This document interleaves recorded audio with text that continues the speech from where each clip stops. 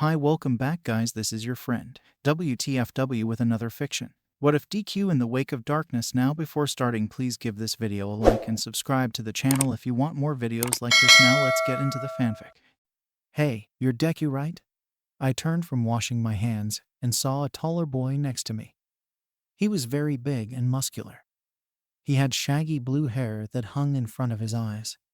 Yes, Deku is my hero name. My real name is Midoriya Izuku. I smiled warmly at him and finished drying my hands. Are you from one of the other courses? I don't think we've met before. Yeah, I'm a general studies student. My quirk isn't really one for becoming a hero. He rubbed the back of his neck nervously and chuckled. I really admire you, though. Your quirk is amazing. I saw you last year at the sports festival, and I know you've been getting even better. You're going to be an amazing hero. He was blushing a bit, and the praise caused me to blush, too. Geez, I really appreciate that. I've been working really hard. And who says you can't be a hero because of your quirk? Anyone can be a hero if they work hard and believe they can really do good in the world. I wanted to encourage anyone to live their dreams. I'm finally able to live mine, and I want others to see their dreams come true, too. And maybe he's like Shinsu. If he works hard enough, his quirk won't ever be able to define his ability to be a hero. Wow, that means a lot coming from you. He stepped a little closer to me, blocking me from getting to the exit. I looked up at him in confusion as he got even closer. I really do admire you. The drop in his voice sent a shiver down my spine, as did the darkened look in his eyes. I felt his hands quickly grab my face, and before I could even say anything, his lips slammed into mine in a bruising kiss. The shock alone kept me from reacting, and he took the moment to force his tongue into my mouth. I was able to recover and tried to force him off without my quirk. I didn't want to hurt him unless it was necessary, but I couldn't get his hands off of me. Right as I was going to finally use my quirk, my body started feeling really weird, like the pins and needles you get when your foot falls asleep. My throat became dry, and as I tried to speak, nothing could come out. I could barely swallow or move my tongue. My limbs started to become numb and my legs soon gave out. But the boy was quick to grab my waist and hold me up. He didn't stop his assault on my mouth as I became even more limp. I started panicking and tried to force out my quirk, like what happened with Shinsu. But I couldn't get it to start. I couldn't move or speak. I couldn't defend myself. You're feeling it now, huh? My quirk. His voice became sickly and heavy in my ears as his lips moved roughly over my neck as my head hung back. It's called kanema. My saliva paralyzes anyone it touches, and if ingested it shuts down your vocal cords and even your quirk. He chuckled and ran his hand through my hair. I guess I should have told you that when I kissed you, but you looked so delicious, I couldn't control myself. His lips went back to my neck as he laid me down. I tried to focus as much as I could on my limbs to get them to move, but nothing was working. I couldn't do anything. I could only watch and feel as he did what he wanted to me. My vision blurred as the tears started to run down my face. The sound and feeling of my belt getting unbuckled sent a new wave of panic through my veins. No, don't. Please. I could only think those begging thoughts. I wanted to scream, but it was like someone had a vise-like grip on my vocal cords. I started crying even harder as the air came in contact with my bare groin, and my pants came down to my knees. Please stop. You're so beautiful, he mumbled, almost to himself, as he looked down at me, taking no interest in the fear or tears in my eyes before going back to kissing and sucking on my body. I wanted to vomit and push him off. God, please make it stop. I felt him start to turn my body onto my stomach. I couldn't scream. The sobs in my throat wouldn't even come out. This may hurt a bit, love, but you'll feel so good. He kissed my neck again a few more times as I heard him unbuckle his own belt. My heart was racing. I could only pray that someone walked into the bathroom at that moment. Please, someone save me. My breathing picked up and the panic kept getting worse as he propped me on my knees with a tight grip.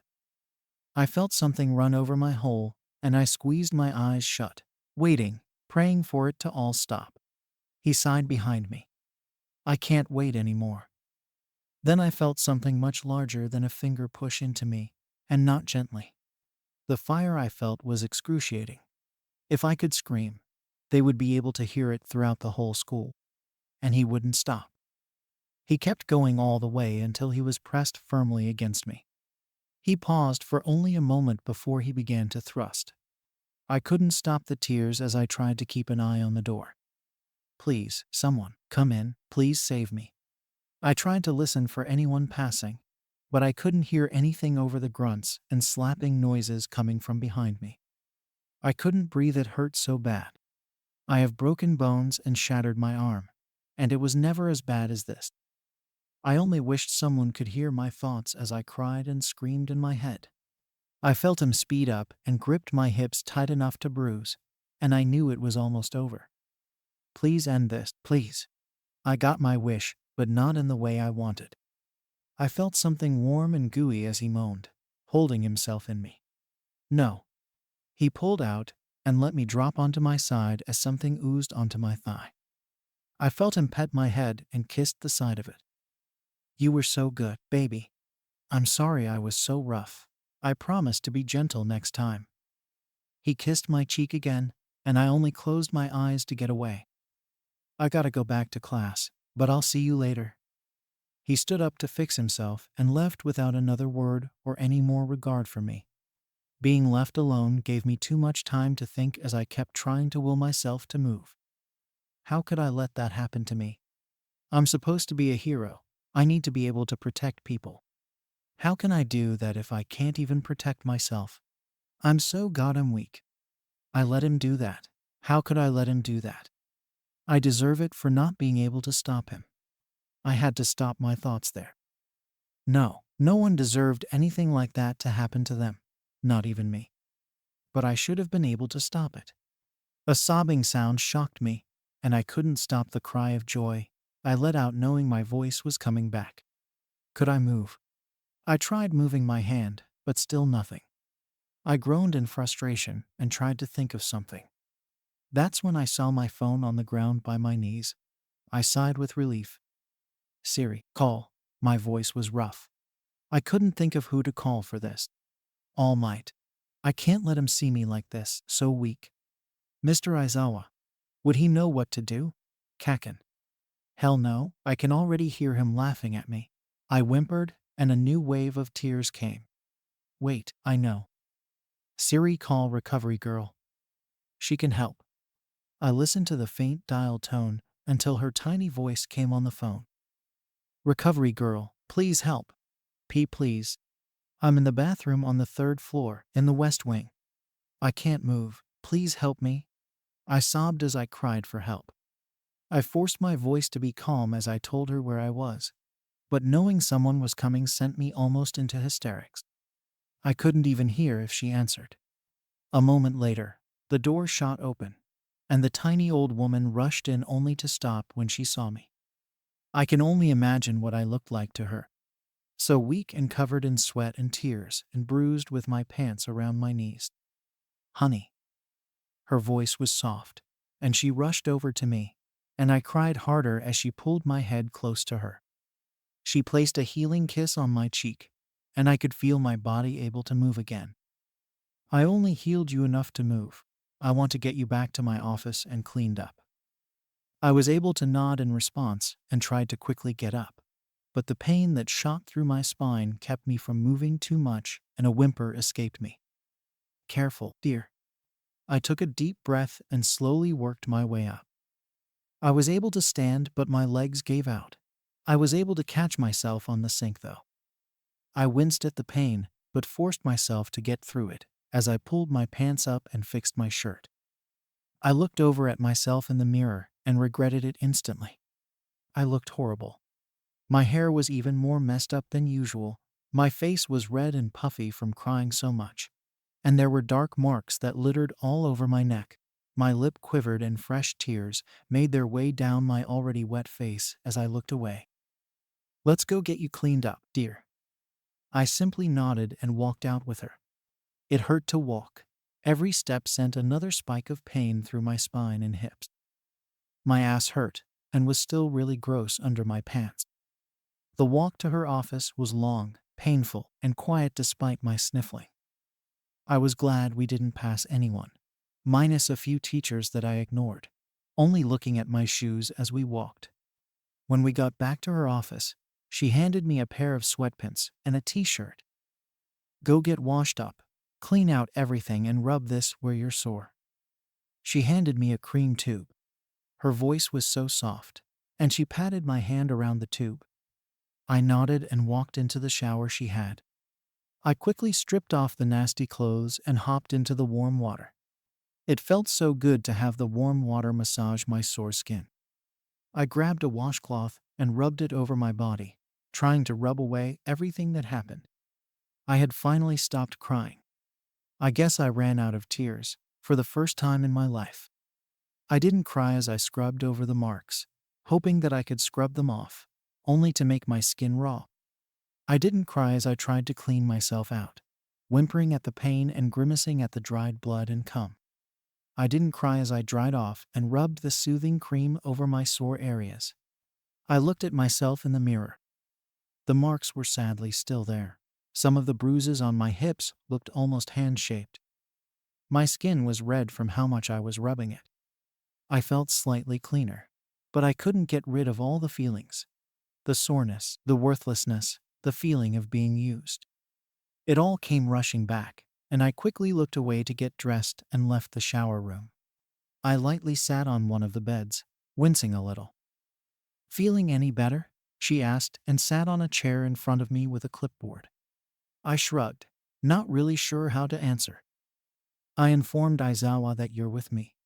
I haven't told him why, but please understand that we are going to have to tell him." I swallowed down the lump in my throat and nodded.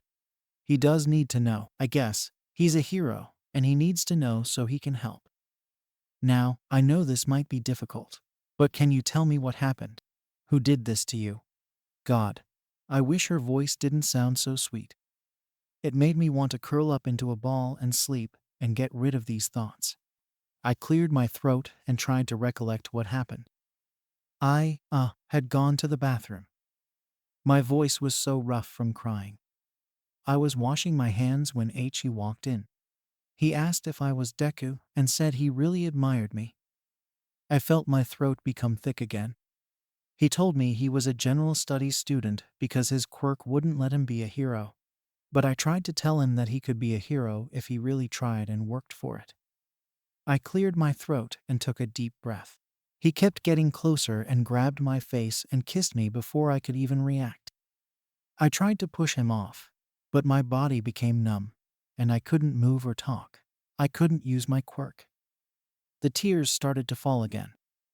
He said his quirk was called Kanema, and his saliva paralyzes anyone it touches. He made me lay down and took off my pee pant. I started shaking and sobbing, remembering how out of control I was. It hurt so bad, but I couldn't scream. I couldn't stop it. I kept waiting for help, but no one came. I buried my face in my hands and let it go. Sob after sob ripped out of me.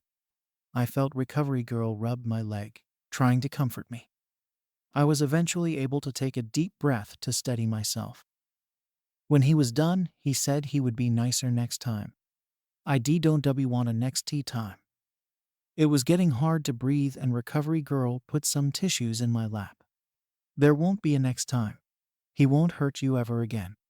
You had something very bad happen to you, but there are many people here who will support you and protect you.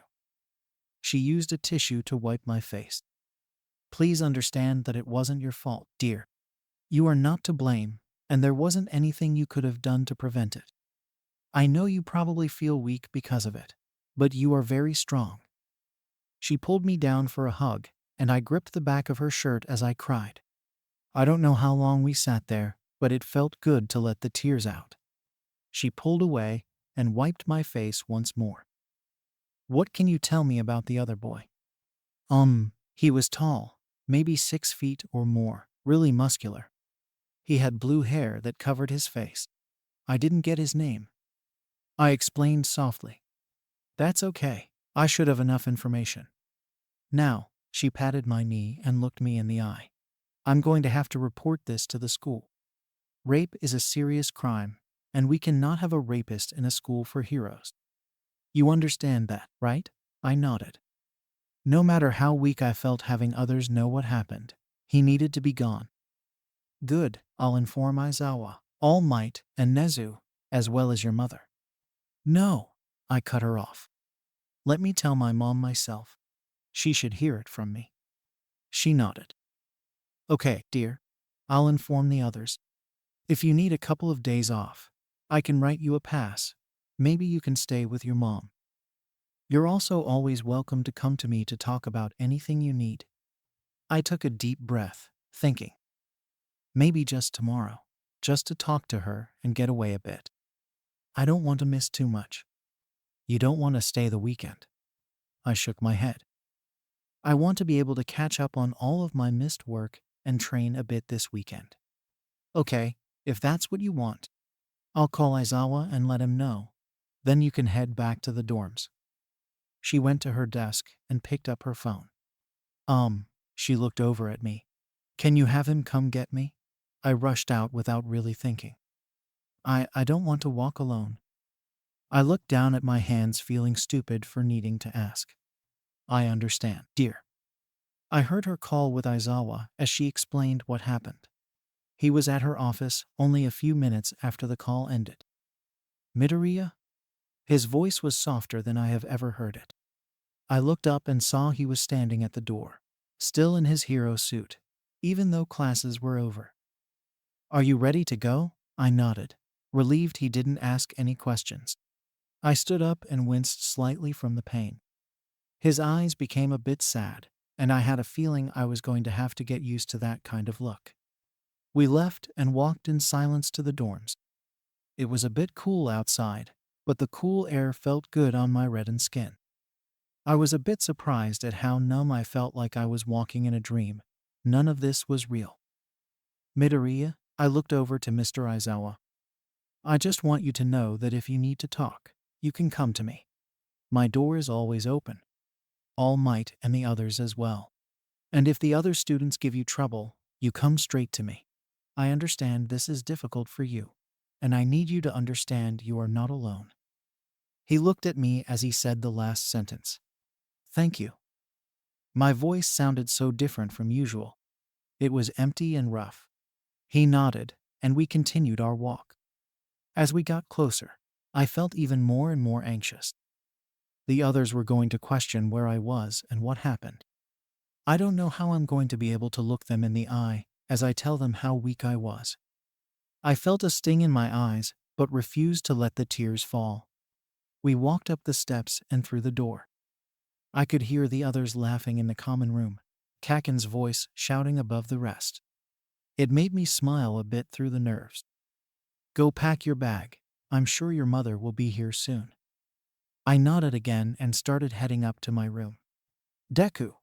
A small explosion sounded behind me, and I jumped to face my old friend. Where the hell did you go, huh?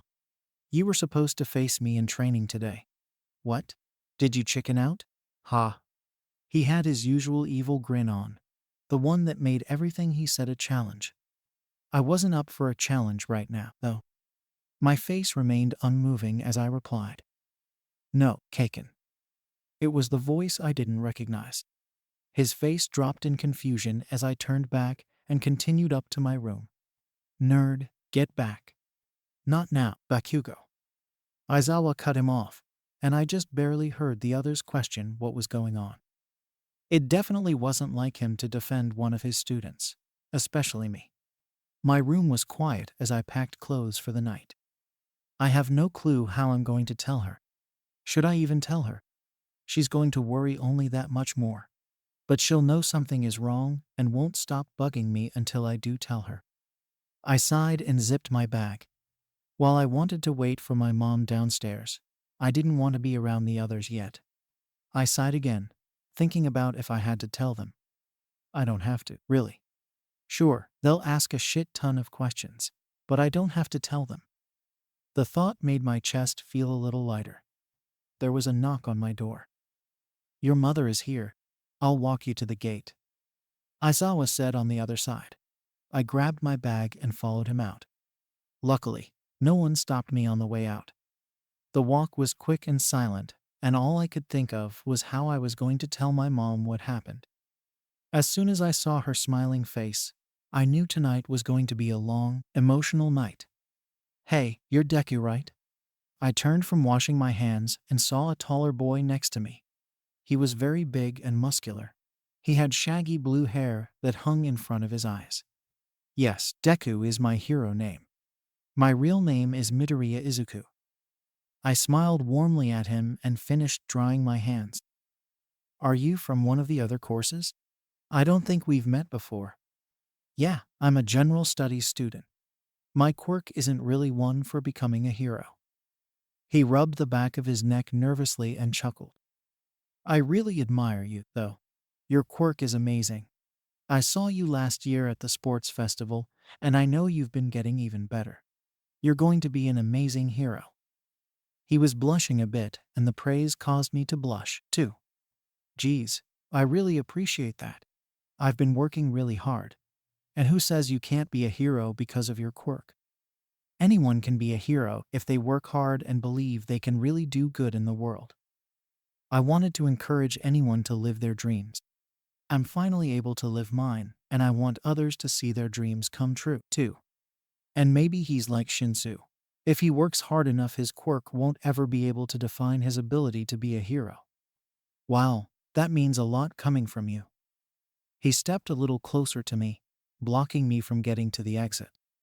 I looked up at him in confusion as he got even closer. "I really do admire you." The drop in his voice sent a shiver down my spine, as did the darkened look in his eyes. I felt his hands quickly grab my face, and before I could even say anything, his lips slammed into mine in a bruising kiss. The shock alone kept me from reacting, and he took the moment to force his tongue into my mouth. I was able to recover and tried to force him off without my quirk. I didn't want to hurt him unless it was necessary, but I couldn't get his hands off of me. Right as I was going to finally use my quirk, my body started feeling really weird, like the pins and needles you get when your foot falls asleep. My throat became dry, and as I tried to speak, nothing could come out. I could barely swallow or move my tongue. My limbs started to become numb and my legs soon gave out. But the boy was quick to grab my waist and hold me up. He didn't stop his assault on my mouth as I became even more limp. I started panicking and tried to force out my quirk, like what happened with Shinsu. But I couldn't get it to start. I couldn't move or speak. I couldn't defend myself. "You're feeling it now, huh, my quirk?" His voice became sickly and heavy in my ears as his lips moved roughly over my neck as my head hung back. "It's called kanema. My saliva paralyzes anyone it touches, and if ingested it shuts down your vocal cords and even your quirk." He chuckled and ran his hand through my hair. "I guess I should have told you that when I kissed you, but you looked so delicious, I couldn't control myself." His lips went back to my neck as he laid me down. I tried to focus as much as I could on my limbs to get them to move, but nothing was working. I couldn't do anything. I could only watch and feel as he did what he wanted to me. My vision blurred as the tears started to run down my face. The sound and feeling of my belt getting unbuckled sent a new wave of panic through my veins. "No, don't. Please." I could only think those begging thoughts. I wanted to scream, but it was like someone had a vise-like grip on my vocal cords. I started crying even harder as the air came in contact with my bare groin, and my pants came down to my knees. "Please stop. You're so beautiful," he mumbled, almost to himself, as he looked down at me, taking no interest in the fear or tears in my eyes before going back to kissing and sucking on my body. I wanted to vomit and push him off. God, please make it stop. I felt him start to turn my body onto my stomach. I couldn't scream. The sobs in my throat wouldn't even come out. "This may hurt a bit, love, but you'll feel so good." He kissed my neck again a few more times as I heard him unbuckle his own belt. My heart was racing. I could only pray that someone walked into the bathroom at that moment. Please, someone save me. My breathing picked up and the panic kept getting worse as he propped me on my knees with a tight grip. I felt something run over my hole and I squeezed my eyes shut, waiting, praying for it to all stop. He sighed behind me. I can't wait anymore. Then I felt something much larger than a finger push into me, and not gently. The fire I felt was excruciating. If I could scream, they would be able to hear it throughout the whole school. And he wouldn't stop. He kept going all the way until he was pressed firmly against me. He paused for only a moment before he began to thrust. I couldn't stop the tears as I tried to keep an eye on the door. Please, someone, come in, please save me. I tried to listen for anyone passing, but I couldn't hear anything over the grunts and slapping noises coming from behind me. I couldn't breathe, it hurt so bad. I have broken bones and shattered my arm, and it was never as bad as this. I only wished someone could hear my thoughts as I cried and screamed in my head. I felt him speed up and gripped my hips tight enough to bruise, and I knew it was almost over. Please end this, please. I got my wish, but not in the way I wanted. I felt something warm and gooey as he moaned, holding himself in me. No. He pulled out and let me drop onto my side as something oozed onto my thigh. I felt him pet my head and kissed the side of it. You were so good, baby. I'm sorry I was so rough. I promise to be gentle next time. He kissed my cheek again, and I only closed my eyes to get away. I gotta go back to class, but I'll see you later. He stood up to fix himself and left without another word or any more regard for me. Being left alone gave me too much time to think as I kept trying to will myself to move. How could I let that happen to me? I'm supposed to be a hero. I need to be able to protect people. How can I do that if I can't even protect myself? I'm so goddamn weak. I let him do that. How could I let him do that? I deserve it for not being able to stop him. I had to stop my thoughts there. No one deserved anything like that to happen to them. Not even me. But I should have been able to stop it. A sobbing sound shocked me, and I couldn't stop the cry of joy I let out knowing my voice was coming back. Could I move? I tried moving my hand, but still nothing. I groaned in frustration and tried to think of something. That's when I saw my phone on the ground by my knees. I sighed with relief. Siri, call. My voice was rough. I couldn't think of who to call for this. All Might. I can't let him see me like this, so weak. Mr. Aizawa. Would he know what to do? Kaken? Hell no, I can already hear him laughing at me. I whimpered, and a new wave of tears came. Wait, I know. Siri, call Recovery Girl. She can help. I listened to the faint dial tone until her tiny voice came on the phone. Recovery Girl, please help. Please. I'm in the bathroom on the 3rd floor, in the West Wing. I can't move, please help me. I sobbed as I cried for help. I forced my voice to be calm as I told her where I was, but knowing someone was coming sent me almost into hysterics. I couldn't even hear if she answered. A moment later, the door shot open, and the tiny old woman rushed in only to stop when she saw me. I can only imagine what I looked like to her. So weak and covered in sweat and tears and bruised with my pants around my knees. Honey. Her voice was soft, and she rushed over to me, and I cried harder as she pulled my head close to her. She placed a healing kiss on my cheek, and I could feel my body able to move again. I only healed you enough to move. I want to get you back to my office and cleaned up.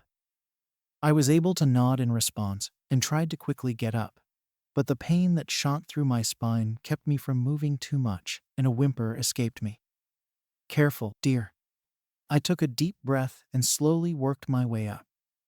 I was able to stand, but my legs gave out. I was able to catch myself on the sink, though.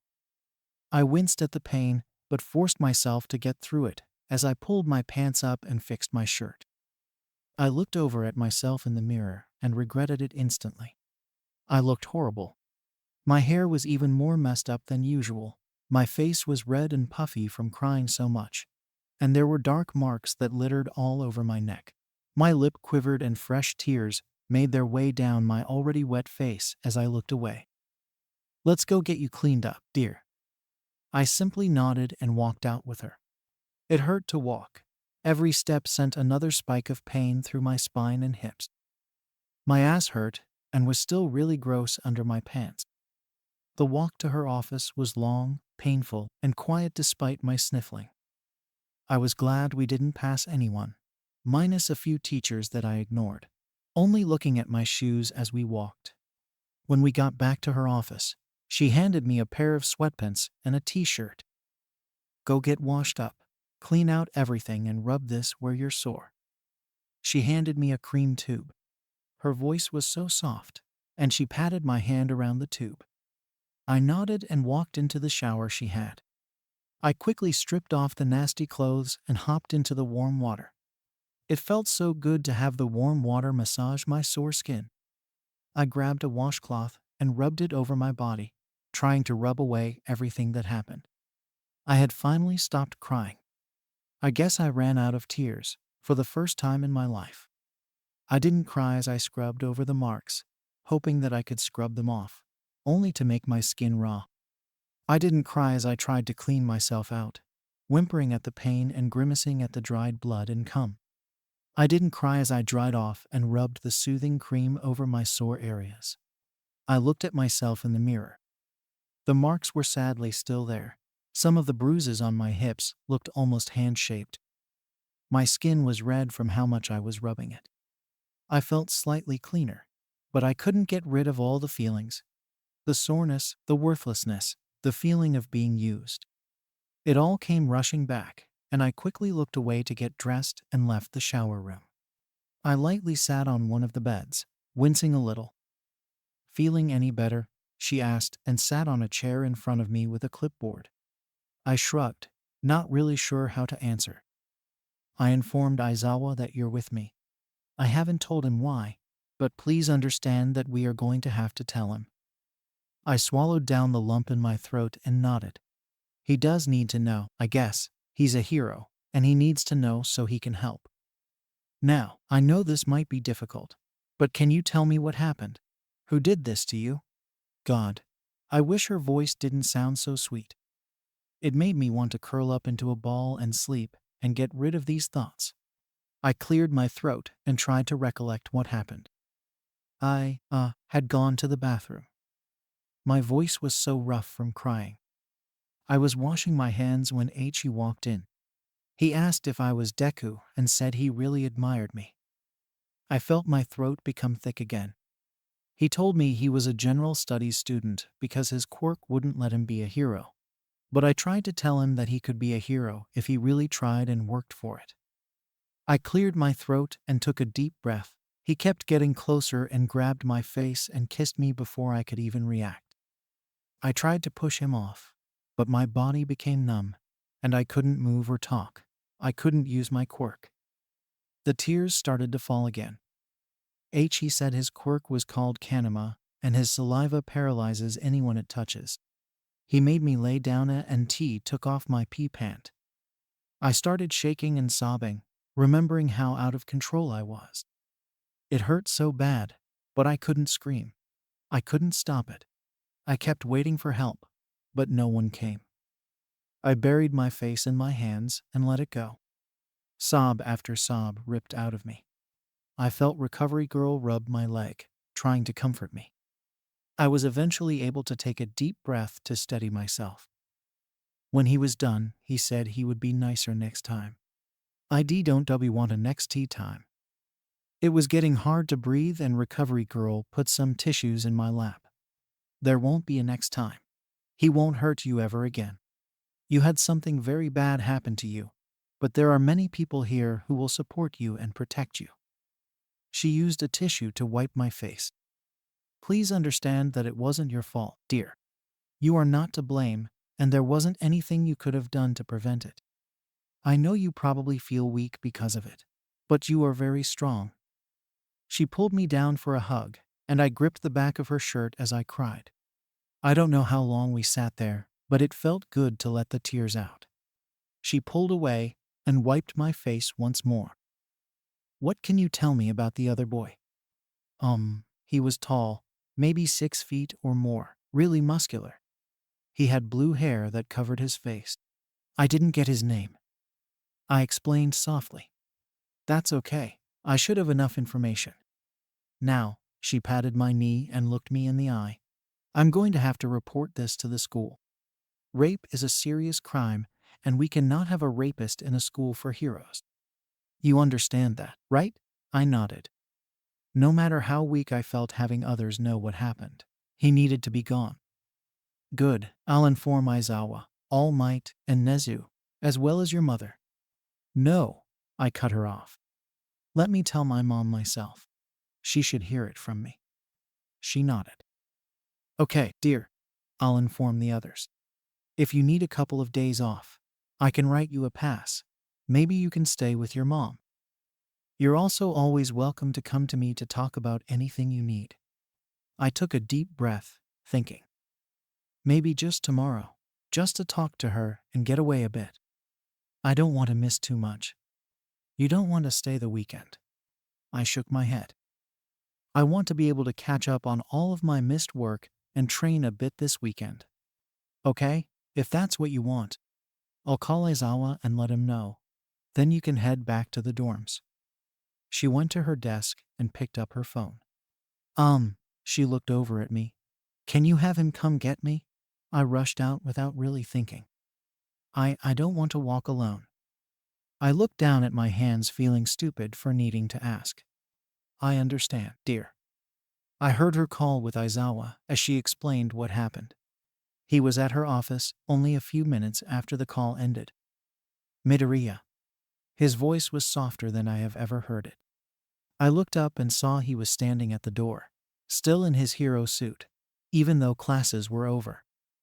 Are you ready to go? I nodded, relieved he didn't ask any questions. I stood up and winced slightly from the pain. His eyes became a bit sad, and I had a feeling I was going to have to get used to that kind of look. We left and walked in silence to the dorms.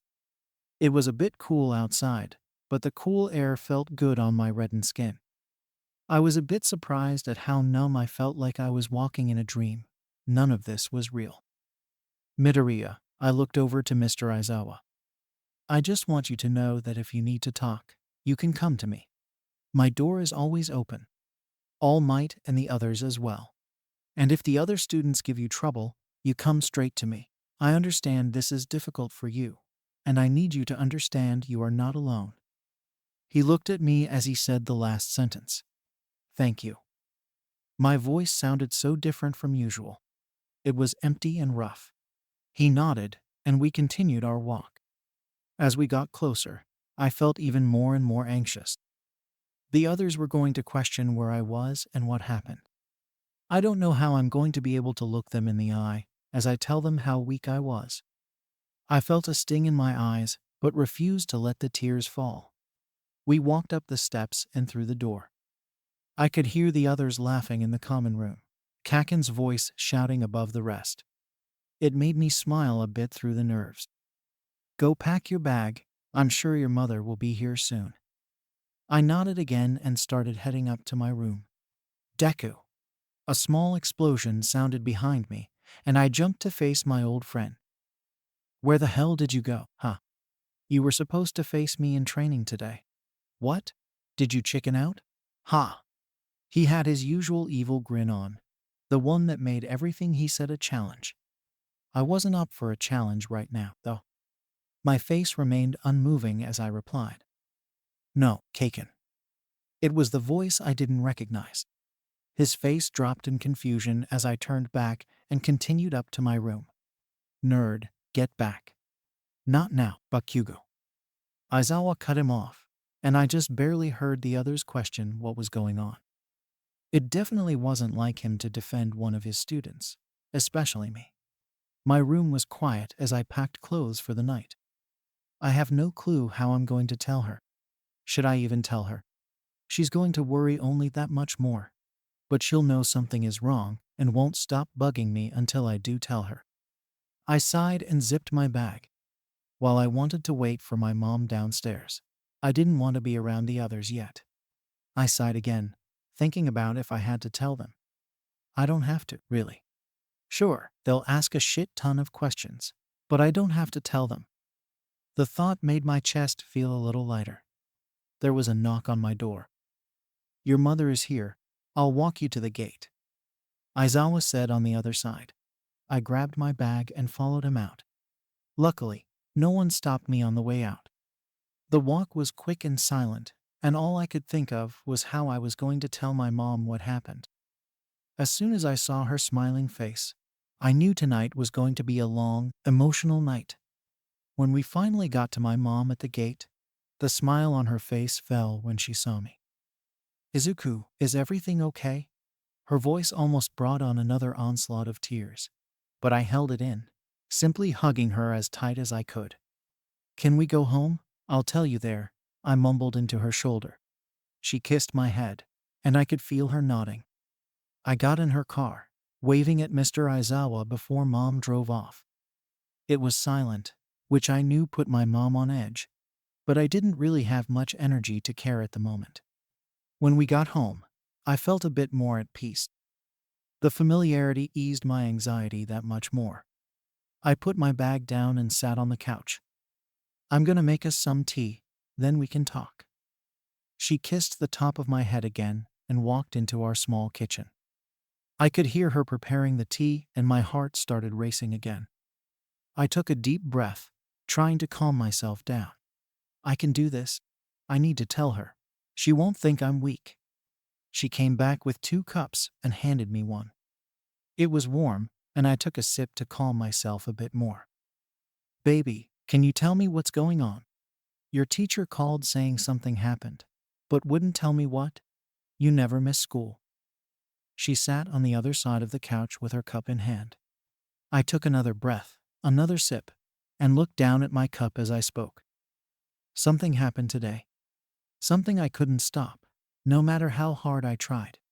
I did try though, but his quirk paralyzed me, and I couldn't move or scream. I paused a moment as my voice became rough with tears. I don't really know how else to say it because it's not really something I should skirt around. I took another breath and finally looked at my mom, who was looking at me expectantly. My breath came out shaky, and my voice fell quiet as I told her. I was raped. She let go of the breath she was holding, and her eyes filled with so much sorrow and tears. She put her cup down and reached out to pull me into a tight hug that I reciprocated, appreciating the comfort. Oh, my baby, I'm so sorry that happened to you. She patted down my hair, and my body decided that it was a good moment to start sobbing as I clung to her. You are such a strong boy. I sobbed louder. I'm weak. I let it happen.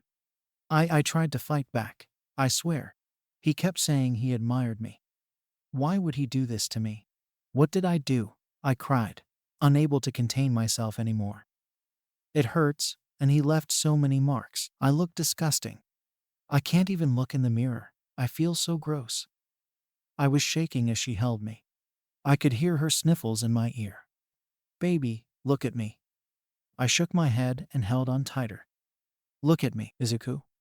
I reluctantly looked up at her. You are not weak. You said that boy's quirk paralyzed you.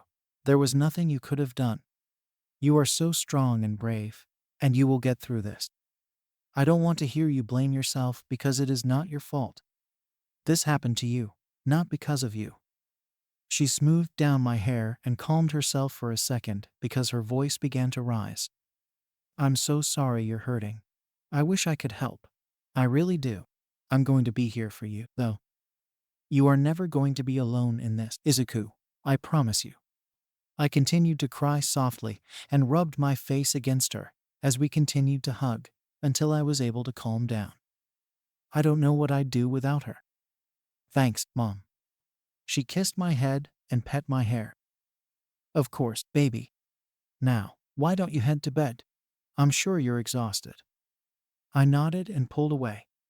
I love you so much. She held my face and smiled warmly.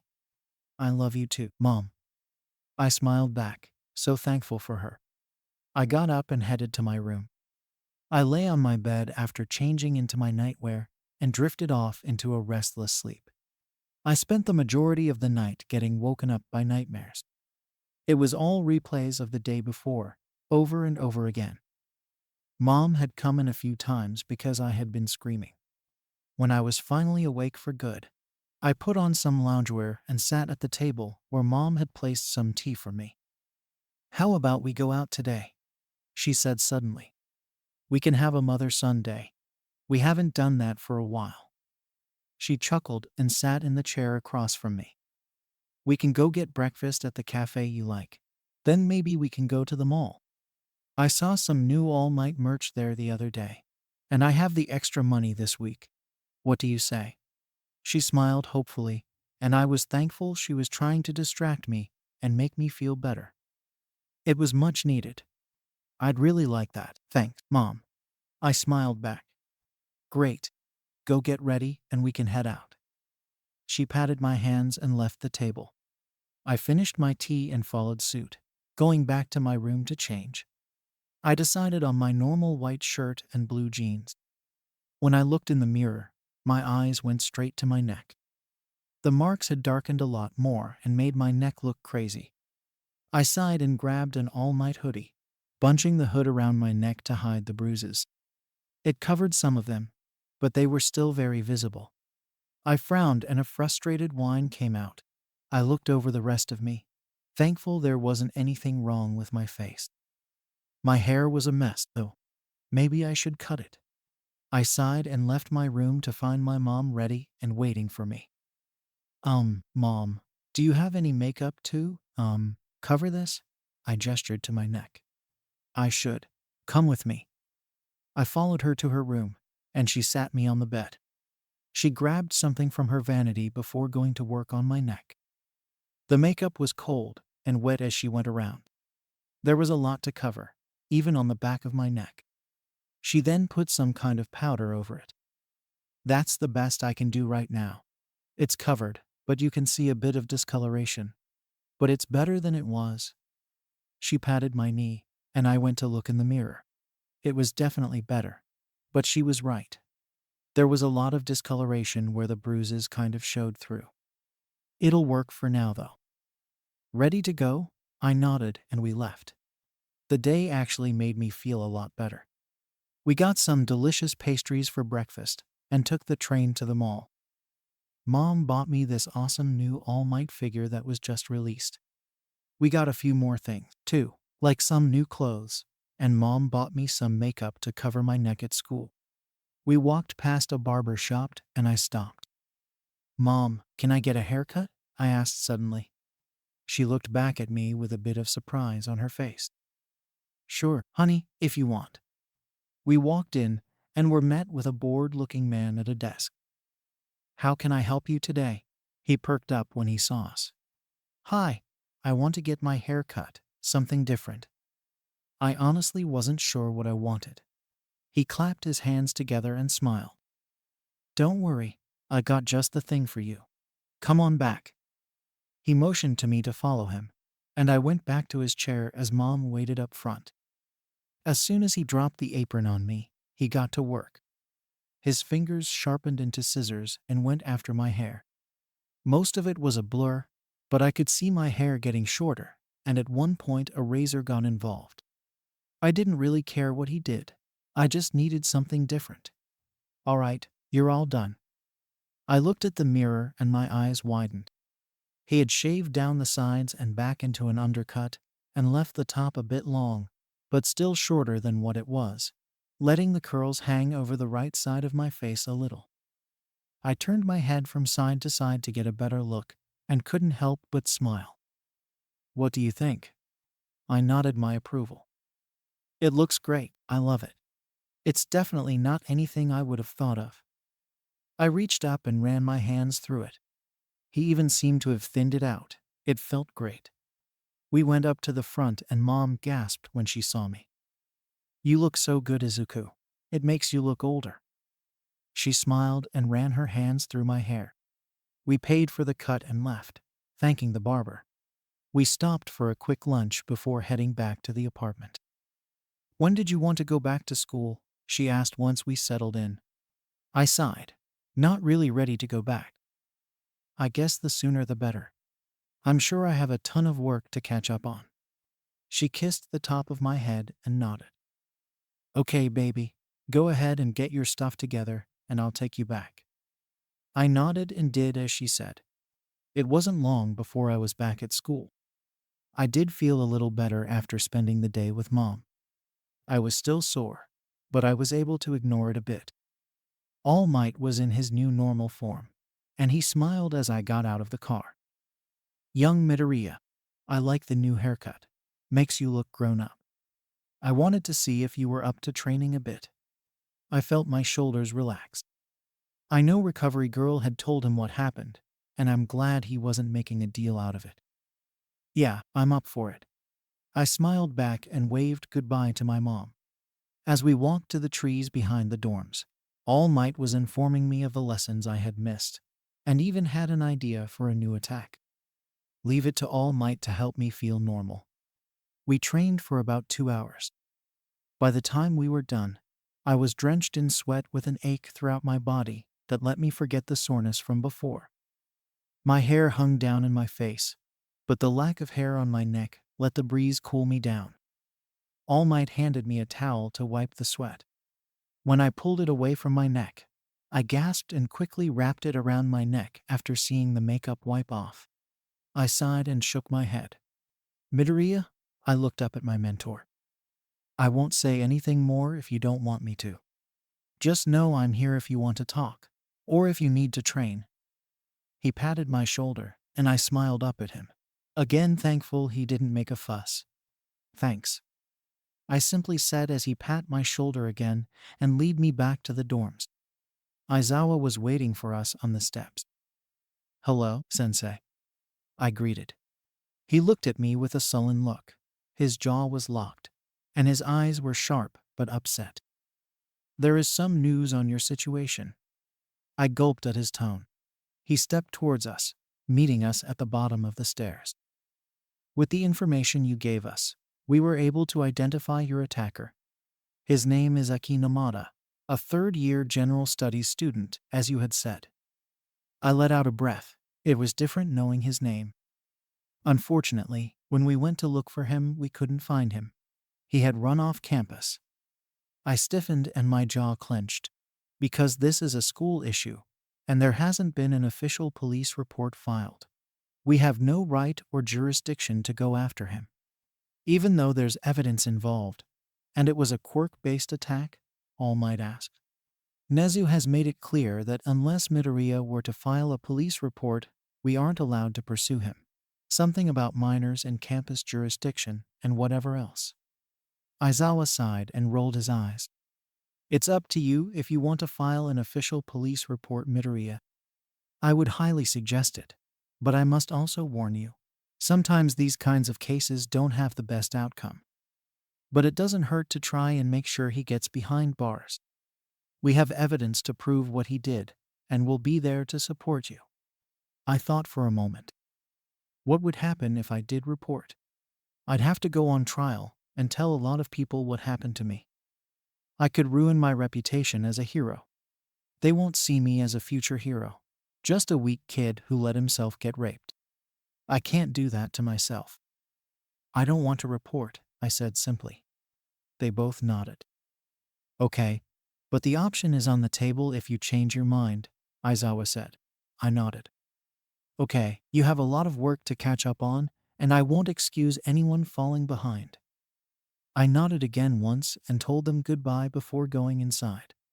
No one seemed to be home, or they were in their rooms or training.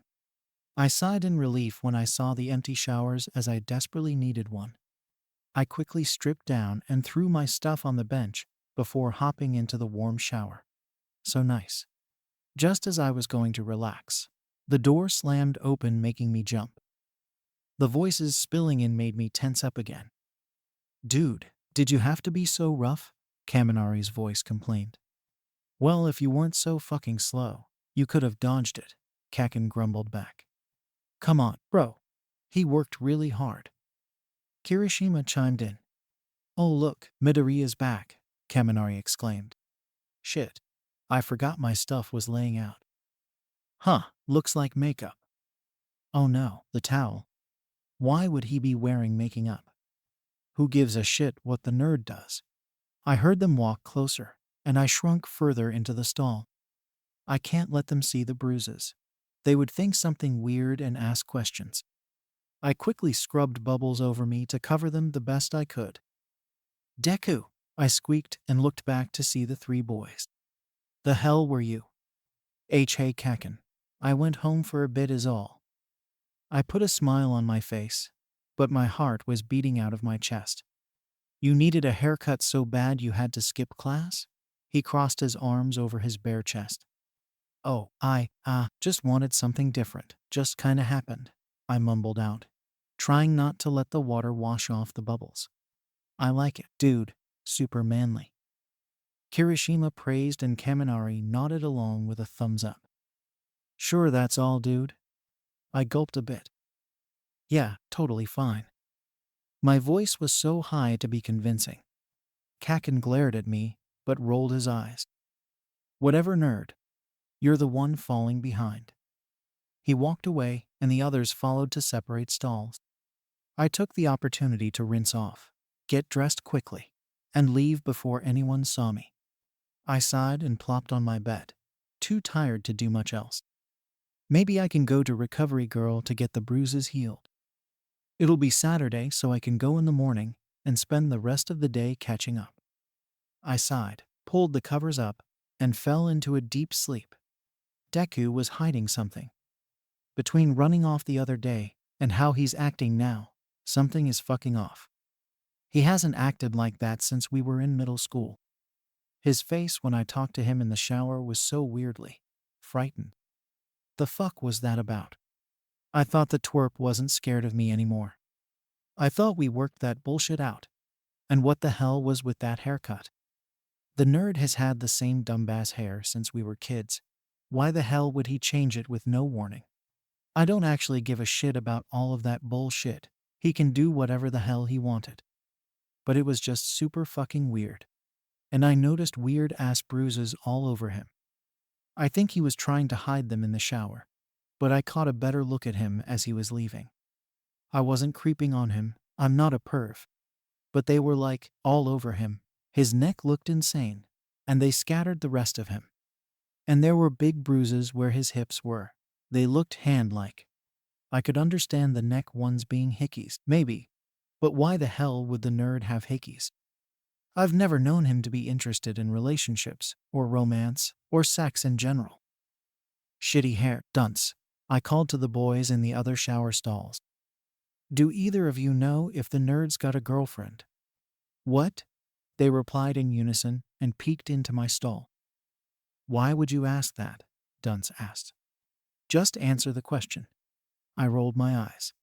Not that I know of, bro. Unless he and Uraraka became a thing. But honestly, I don't think he likes her like that. Did you hear anything, Kiri? Nah, dude. But I can ask Tadabro when we train tomorrow. Why are you so interested, man? He chuckled and went back into his stall. I'm not. I growled out but calmed myself a bit. The dumbass had hickeys all over him. What? There was a loud thud as one of them fell. He was trying to hide them, but I saw them as he was leaving. I rinsed off and walked out with my towel on. Whatever, like I said, I don't care. But as I got dressed and went to my room, I couldn't stop the annoying nagging feeling in the back of my head. It was a gross feeling, especially since it's towards the nerd. But yesterday when I tried to stop him after class, he looked so empty. There wasn't much of a reaction from him as I challenged him, which was so fucking strange and out of the norm for him. Aizawa even stepped between us. Like, what the hell was with that? I plopped onto my bed and sighed at the annoying ass thoughts. Thinking about it now, the marks were on his neck then, too. But they weren't there before class. So they must have gotten there whenever he left for the bathroom after lunch. It's definitely not like him to skip class, especially for a chick. But with those bruises on his hips, I don't think it was a chick. I didn't think he swung that way. Again, he can do whatever, I don't care. I figured if he was gay, he would be on the receiving end of things. Did someone have to grip that hard, though? I rubbed my face and shook my head. If he was with a new person, however, their relationship was, why the hell did he look so upset? Was it that bad? Or maybe he got caught and was upset he was in trouble. No, that's not right. He didn't look guilty. He looked, I can't put my finger on it, scared, hopeless. He looked like someone told him his mom was dead. Why was I so hung up on this dumb shit? I don't give a shit about the nerd, I don't. I'm not here to care about him. I'm here to beat him. And if he isn't at his best, then I can't beat him properly. And obviously, he's not at his best. So that's it. I tried to piece it all together.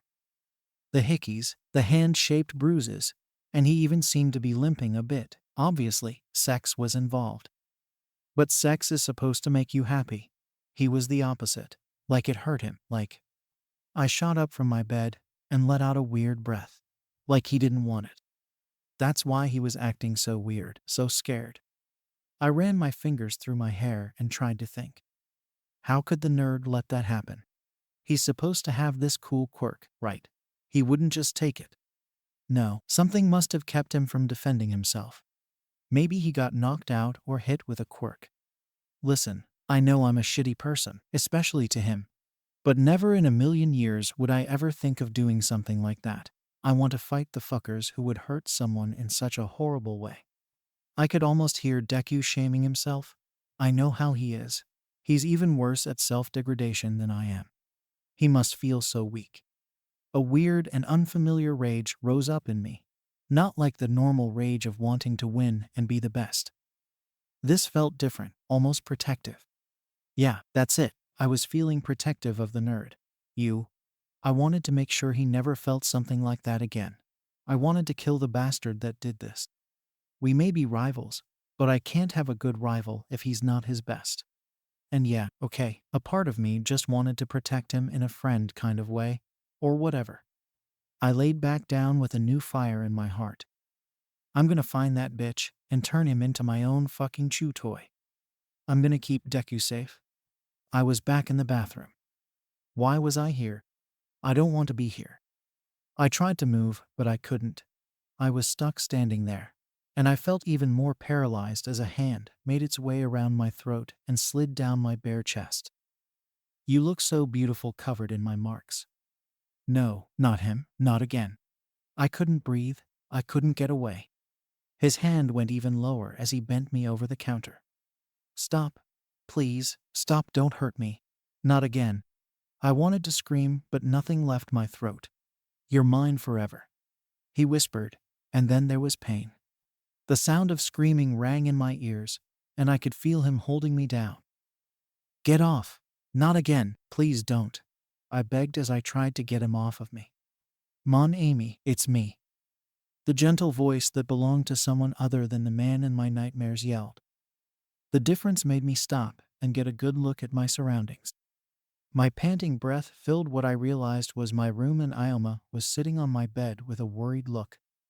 He reached over to turn on my table lamp, and really seeing where I was had calmed me down much more. Mon Amy, are you okay? He looked so scared and concerned. He moved closer and put his hand over mine. It was a soothing touch. You were screaming so loud. I thought you were getting killed. I let out a heavy breath and wiped the sweat from my forehead. Sorry. My voice was rough from screaming, and I couldn't stop shaking. I couldn't keep my hands still. Didn't mean to wake you. Midoriya. I swallowed roughly. He never called me that unless it was serious. Please talk to me. You were yelling at someone not to do it again. Did someone hurt you? Does it have to do with those bruises? His eyes moved to my neck, and I instinctively moved my hand up to rub my throat. I don't know what it was, maybe the dream, or the calmness of his voice, but I broke down quickly and without warning. A sob ripped out of me, and Ioma let me cling to him as I cried. I thought I'd be done crying like a baby by now, but I guess not. As I cried, he rubbed a soothing hand on my back, and I thought, maybe telling one person would be okay. Someone who isn't a teacher. He's not one to tell secrets, and I've been able to confide in him before. I could trust him. Damn it, you can say it. It's okay, Mon Amy. Only talk if you want you. I'm not going to force anything from you. I squeezed him gratefully, but I needed to talk about it. I needed to make some normalcy out of it. I took a deep breath, sat up to face in. He looked at me expectantly. I cleared my throat, took another deep breath, and told him I was raped. The shock registered slowly on his face as his eyes widened and his jaw went a little slack. It was when I went to the bathroom the other day. He cornered me there and used his quirk on me. It was becoming a bit easier to talk about it.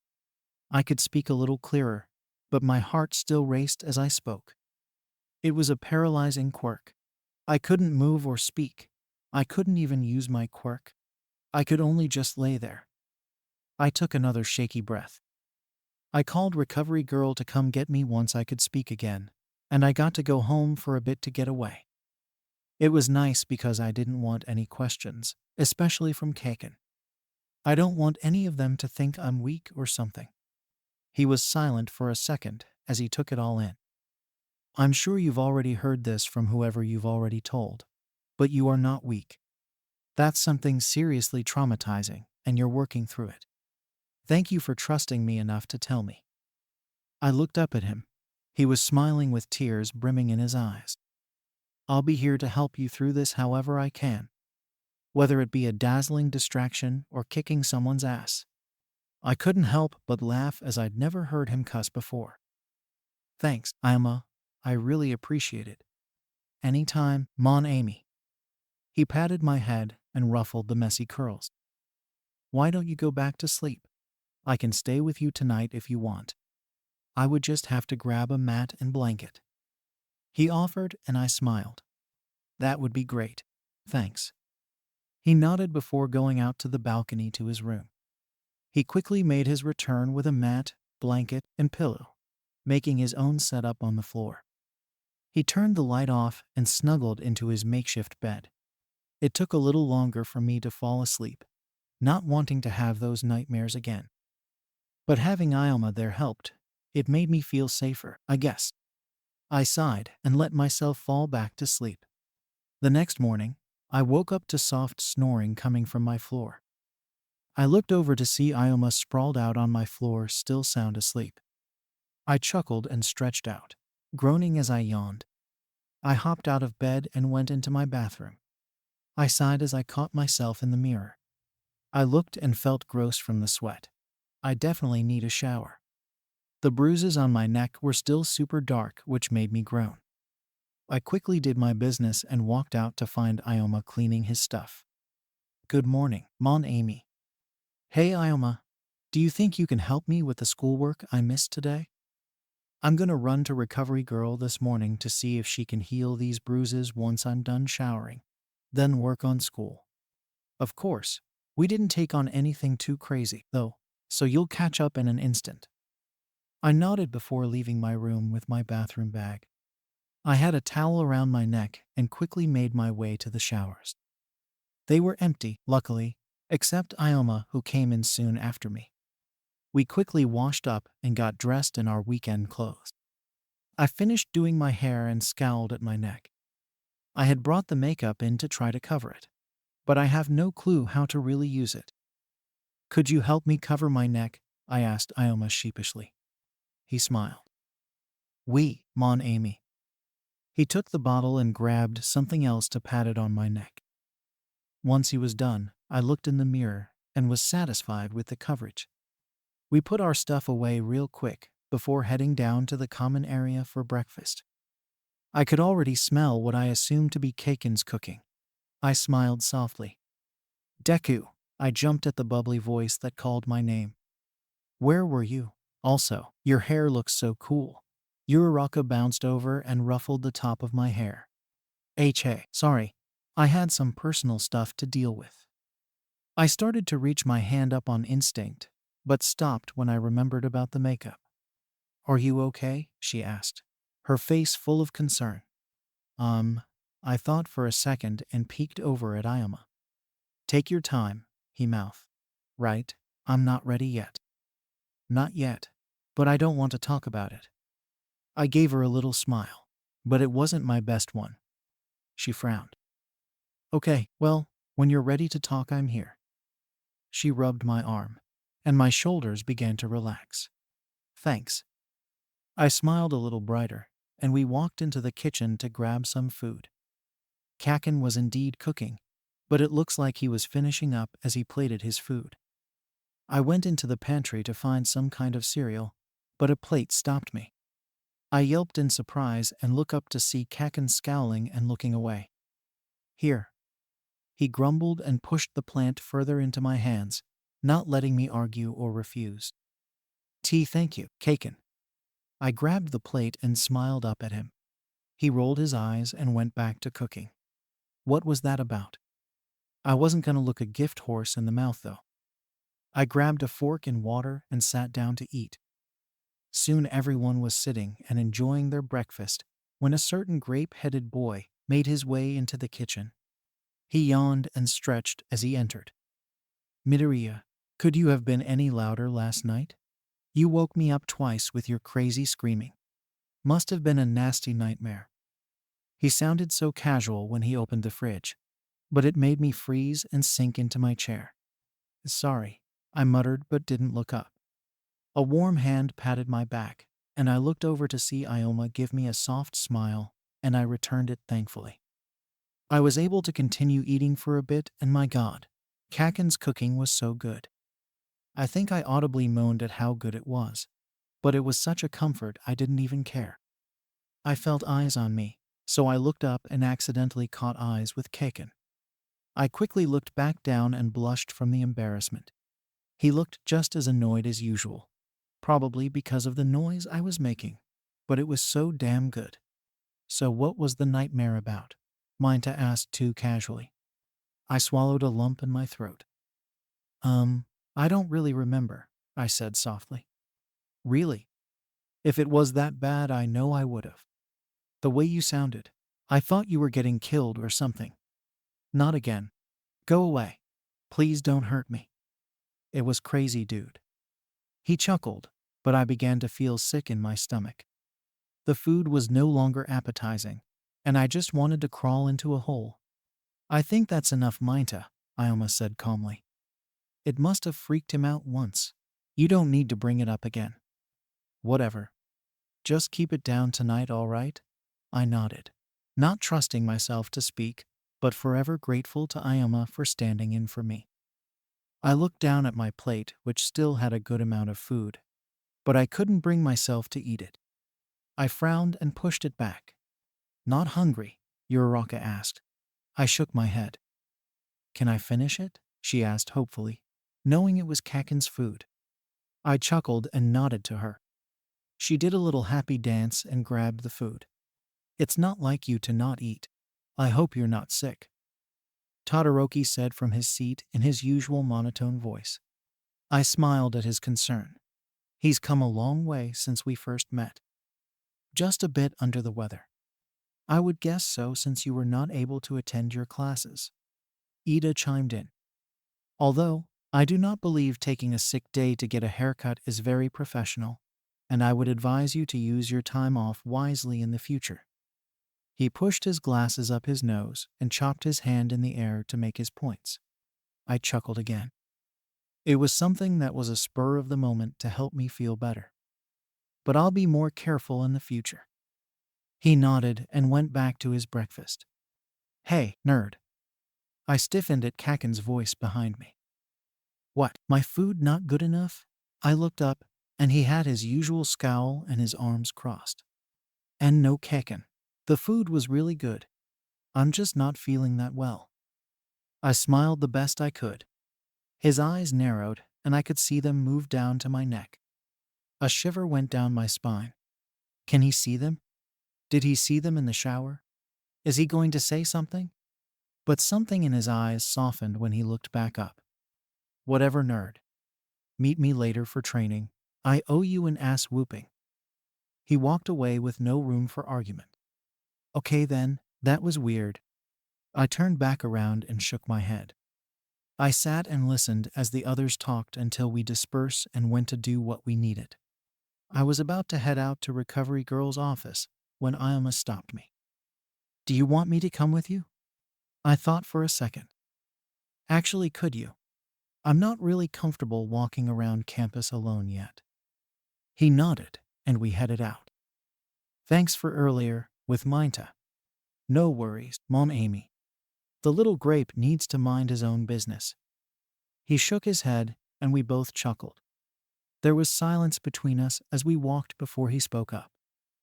Do you mind if I ask you something? I nodded. Who was it? He spoke slowly like he was trying to find the right words. I sighed. His name is Aki Namada. He's a third-year general studies student. A student did that? How could they? He asked mostly to himself. Were they able to get him? I shook my head. He ran off campus before they could catch him. The only way to go after him is to file a police report, and I don't really want to do that. I put my hands in my pockets and looked at the ground. How come? Because I don't need everyone in my business. And can you imagine what that looks like? A hero student let himself get raped by a general studies student. It's embarrassing. I'll look so stupid and weak. I took a shaking breath to calm myself. There's no such thing as letting yourself get raped. They would understand. You would still be a strong hero. I don't want to, okay? I can't. I said firmly, and that quieted him. I felt bad, but I really didn't want to talk about it. We got to Recovery Girl's office in a few minutes, and she greeted me with a smile. Hey, Recovery Girl. Hello, Midoriya, how are you feeling? I knew what she meant. I'm okay. I've been having a lot of nightmares, but I'm physically feeling better. That could happen. Traumatic incidents lead to trauma responses, which could be nightmares, panic attacks, and becoming fearful of different things like touch, noises, or places. These are all very normal in these situations. If you would like, I can connect you with a counselor. She's an old friend, and she deals primarily with trauma cases. I thought over her words for a moment. It's an option for whenever you want or need it. I sighed, feeling better that I wasn't being forced into it. I'll have to think about it. But I do have a favor. She hummed in curiosity. Do you think you can heal all of the bruises? They're becoming annoying, and they're not really nice to look at.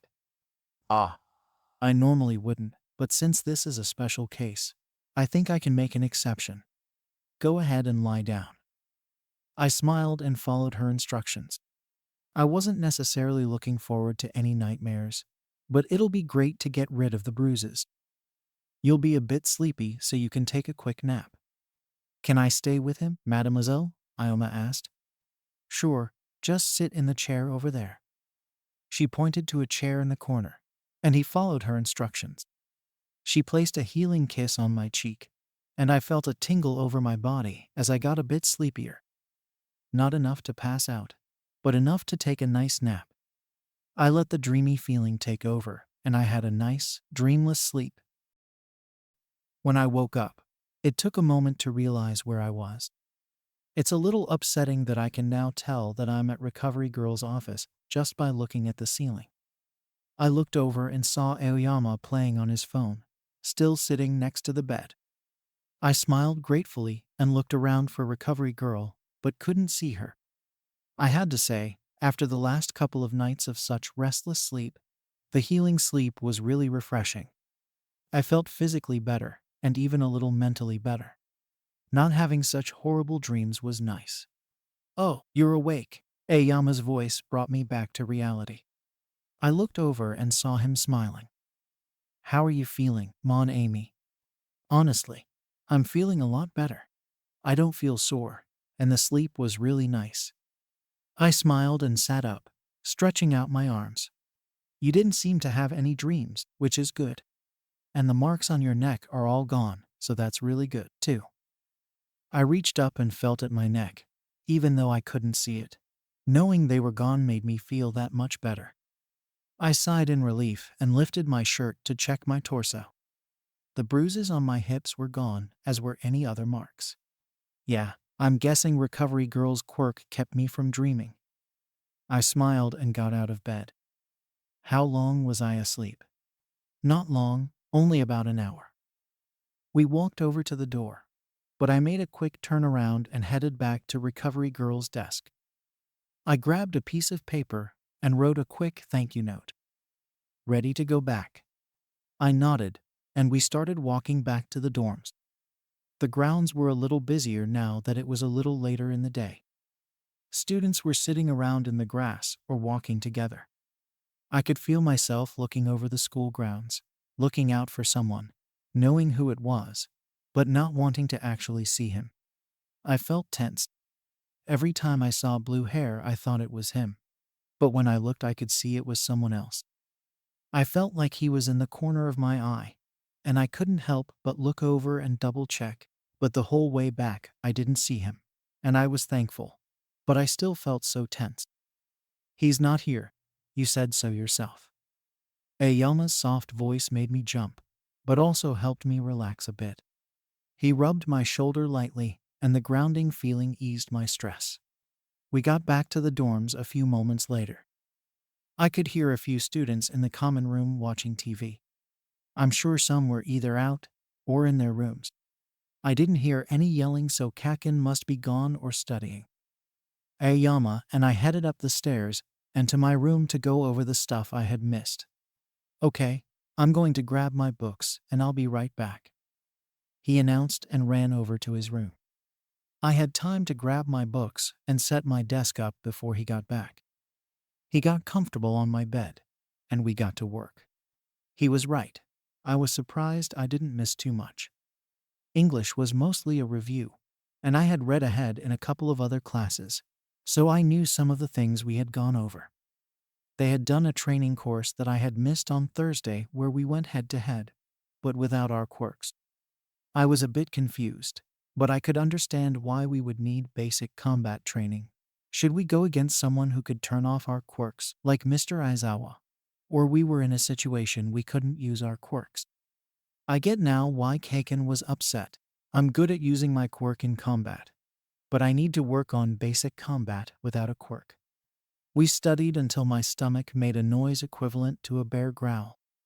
Ayama and I chuckled at the sound. I think that means it's break time, I said and set my pencil down. I stood up and stretched out my limbs.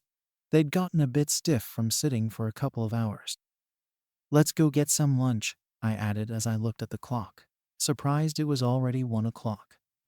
Oui, monsieur. We left and got down to the kitchen, my stomach rumbling at least 2 more times on the way. I was now regretting not finishing breakfast. I looked through the cupboard and found some quick ramen to make. Ayama went with some leftover chicken from dinner last night. We ate in comfortable silence between us.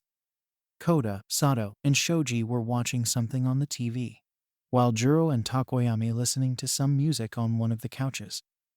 If I remember correctly, Uraraka and Ida were each visiting their families this weekend, so they're not here. Tsu and Todoroki are probably studying or training somewhere. I sighed at the comfort and normalness of everything. It was almost like nothing bad had happened, and I loved that feeling. A loud bang from upstairs made everyone alert of Kaken's whereabouts. I was just finishing up my food when we heard him enter the common room. He didn't yell, but he had heavy footsteps as he came over to our table. Nerd. Still, no yelling, which was nice. Yes, Kaken. Get your shit together and meet me at Gym C in 30 minutes. It's time to kick your ass, was all he said before he walked away, not looking for an argument. I chuckled and cleaned my mess. Are you going to be okay with him? Ayama asked as he was cleaning his stuff, too. Yeah, the most trouble I get into with him is accidentally breaking the building. We both laughed. Remember the incident that totally didn't happen a couple of months ago when Kaken and I sparred? Just be careful. Do you want me to walk with you? I shook my head. I should be okay. Gym C isn't far from here. Although I couldn't stop the little pit from forming in my stomach. I'll be careful. He nodded, and we headed back up to my room, him to grab his stuff and me to get ready. I put on some active shorts and a white tank top, perfect for working out and sparring. I grabbed my gym bag with some clean clothes, a couple of towels, and a few other things and headed back out to the gym. Like I had said, the walk wasn't far, but that tense feeling I got earlier was back. I kept looking around to make sure I wasn't being followed.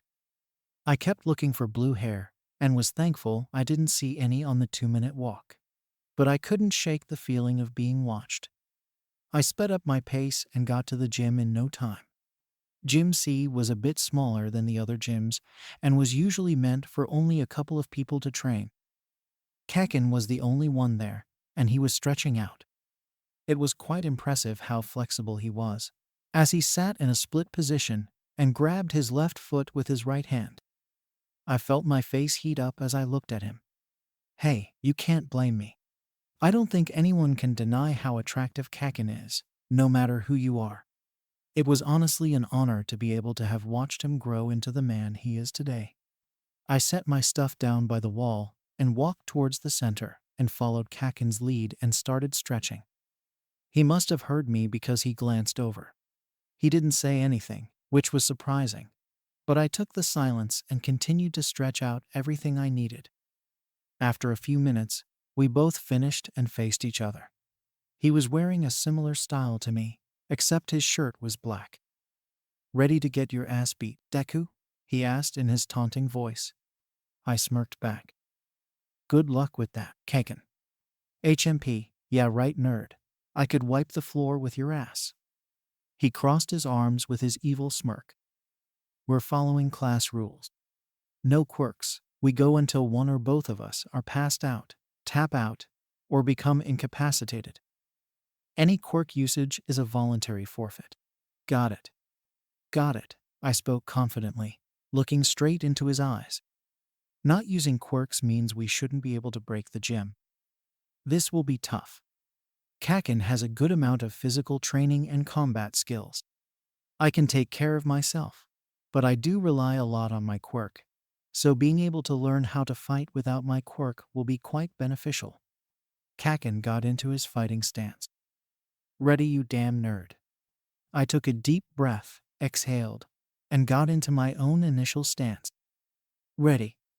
Kakin has a specific fighting style that focuses a lot on his hands, being that his quirk comes from his hands. Watching him fight for so long, I've come to learn his style and have learned how to adapt to it. So when I saw the right hook coming my way, I knew to dodge and take the moment of his slight stumble to plan my next move. Fighting without a quirk was different than what I expected it to be. I didn't feel the need to hold back my own strength as I moved my limbs trying to land a hit. He swung again, and knowing there wasn't a blast at the end of it gave me the confidence to grab his wrist, pulling him forward, and landing my knee into his stomach. He coughed from the impact before I heard him growl in frustration. He quickly took his other hand and grabbed my shirt, pulling me away from him and causing me to stumble. Before I could catch my bearings, pain shot through my face once, then again on the other side. I ducked to get out of the way of the next blow and launched forward, grabbing him by his waist, trying to tackle him down. I got him to move back a few feet, but once he got his footing, his knee and fist worked together to knock against the front and back of my ribs, causing me to let go. He grabbed my shirt again and threw me to the ground. I landed with a grunt, my breathing heavy as I looked up at Kakin, who was also catching his breath. "Come on, you damn Deku. Is that all you got?" He smirked and chuckled. "Never." I jumped to my feet just as his foot came flying to my face. I was quick enough to grab his ankle and kick his other foot from under him, sending him to the ground. "Is that all you got, Kakin?" I smirked as I mocked his own words. He growled and kicked my feet from under me. How dumb am I to stand too close to him? I landed roughly and Kakin was on me in a second. I punched at him, but he used my hand to flip me over, pinning my legs under his and my arm to my back. Throughout the whole fight, I felt fine, normal even. I felt good, even if I was getting beat. But being flipped onto my stomach and held down so I couldn't move, feeling a heavy body behind me, it was like I was there again. It wasn't Kaken anymore, it was him. He was going to do it again. I need to move, need to get out. My heart began to race, and my sweat turned cold. I couldn't breathe, my chest was too tight. All I could do was try to get away. Get off, get away, can't let it happen again. Not again. Deku, his voice. Stop, stop, stop. Bakugo's path. The fight was an easy win. The nerd knew more about fighting with his quirk than with his natural strength. But I guess I can admit he did all right. But as I pinned him down, something became off. He stopped trying to fight, well, not like normal. His breathing became heavy, and rather than fighting like a normal goddamn person, he was just wiggling like a little worm or something. What the hell? Did he forget to fight all of a sudden? He soon became desperate. The panting turned to a weird whimpering sound, and he struggled even harder. It sounded like he was trying to say something, almost like no. Deku? I don't know if I've ever spoken so calmly to him, but he was freaking me out. I've never seen him act like this, even in middle school. But rather than calming him, my voice made it worse. He screamed and used one for all to send me flying into the far wall of the gym. The impact cracked the wall and had me hissing in pain. But I couldn't even hear my own voice over the sound of Deku screaming. I was stuck as I watched him break down like never before. He was curled in on his side, screaming and crying. He would hit the ground, and the building shook from his quirk's power. Pieces of the wall and ceiling fell as the vibrations cracked and broke them. What the fuck was going on? I stood up and made my way back to him. I need to get him to calm down before he causes the building to collapse. Deku, calm down. Again, it was like what I was saying made it worse. He sent an air cannon at me and sent me flying back again.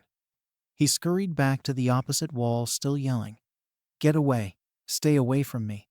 Please, don't hurt me again, please." His words were broken from his panting, but I was able to catch them, and it was like a punch to my stomach. I sent him into a panic attack. Something I did reminded him of what happened. He was so far in he couldn't even see it was me. I took a deep breath, trying to keep myself calm. I need to get him back. Deku, I spoke calmly, but he still kept blasting me. I was able to dodge that one, though. What the hell? It's like every time I say his name, it sets him off. Then it hit me. It was the name. I had to keep myself calm. I couldn't get angry now. But the rage I wanted to feel towards that bastard. That fucker made him hate his name. The name I gave him.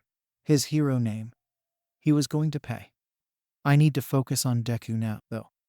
Getting him back was my main priority right now. I took another breath and slowly made my way towards him. Izuku. No blast that time, so that's progress. If anything, he looked surprised hearing his name. It's me, Kaken. Still hate the name, but if it brought him back, I'll use it. I was about 10 feet from him now. KK Kaken, he spoke through his hyperventilating. Yeah, nerd, it's me. I'm not gonna hurt ya. No one is going to hurt you while I'm here. I finally closed in and sat right in front of him so he could see exactly who it was. He was sweating like crazy, and his breathing hadn't calmed down. It's okay now, I whispered, again so disgustingly soft. I'm here, Izuku. Something must have broken through, because he finally seemed like he could breathe a little. But as he stopped hyperventilating, his sobs got worse. Now this was a little closer to the Deku I knew, but still not who I needed him to be. He tried to speak, but he couldn't as he sobbed. It's okay. Breathe, just breathe. I made an example of taking deep breaths, and he followed along as best he could. I continued until his breathing became even. Go ahead, nerd. He looked into my eyes then, and I could see just how broken he was. I'm so weak, he muttered out. I couldn't stop him. I couldn't save myself. I can't even fight without freaking out. He sobbed again. I didn't want anyone to know. I didn't want anyone to see me as weak. Especially you. He coughed out another sob. I know you think I'm weak. I didn't want to give you proof. He really thought all that. What? Was all I could get out. I was raped, he yelled and sobbed, holding his knees to his chest. I couldn't stop it. I tried, but his quirk paralyzed me, and I couldn't do anything. He wiped his eyes with his arm. I couldn't stop thinking, why me? Was it some kind of punishment or test? Did he hate me that much? But he kept saying how much he liked me, so I don't get it. He wouldn't look at me as he spoke. I could tell he was just trying to let it all out as he ranted and spat through his words. I know damn well I'm the last person he'd talk like this to. But the whole time he spoke, I just kept getting angrier.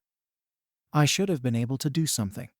I'm supposed to be a hero, but I can't even stop a simple attack. He paused to catch his breath. It was silent for a moment. I'm sorry. I was taken aback by his words. I'm sorry I couldn't be the hero I told you I'd be. You were right. The defeat in his voice sent me over the edge. What the fuck do you think you're talking about? How dare you think so little of me that I'd call you weak for something like that? It was his turn to be shocked. You said so yourself. You were paralyzed. You couldn't do anything. So why the fuck are you blaming yourself, huh?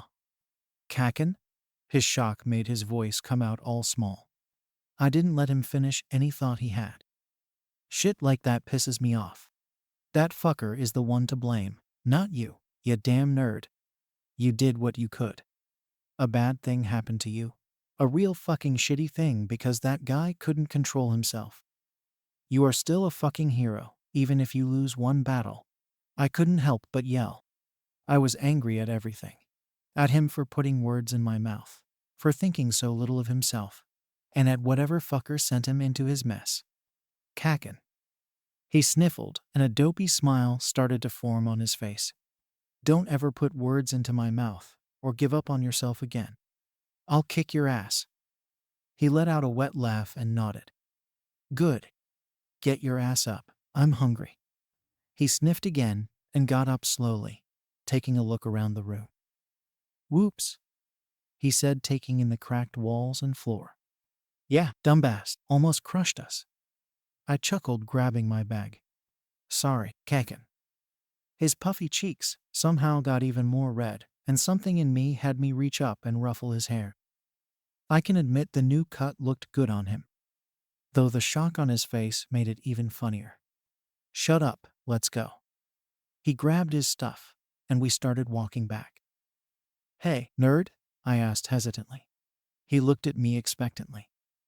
What was it that I did? He looked confused, and then realized what I was talking about.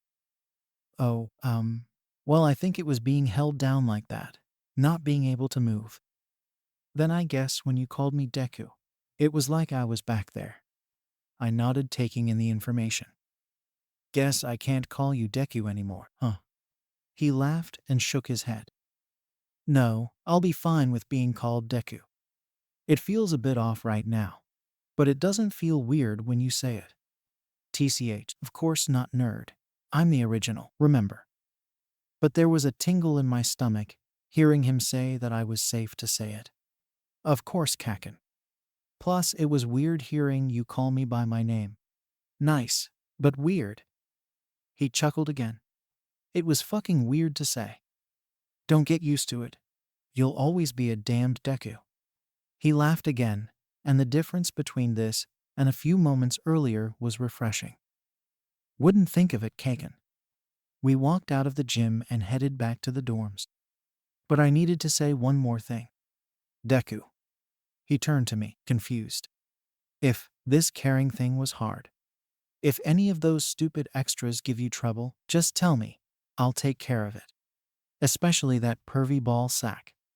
He laughed again. And, if you feel like you don't have anyone to talk to, I guess, you can talk to me, I grumbled out, looking away from what I knew was a stupid smile growing on his stupid face. And my thoughts were confirmed when I could hear that stupid smile in his voice. I can take care of myself with them. But thank you, Kaken. Really? I grumbled. Shut up, let's go. I left without him, but I could hear him giggle and follow after me. The rest of the walk was in a nice silence. The week following the whole breakdown situation was pretty non-eventful, well aside from the stuff I had going on. The dreams hadn't stopped. They continued to haunt me each night, in that damn bathroom.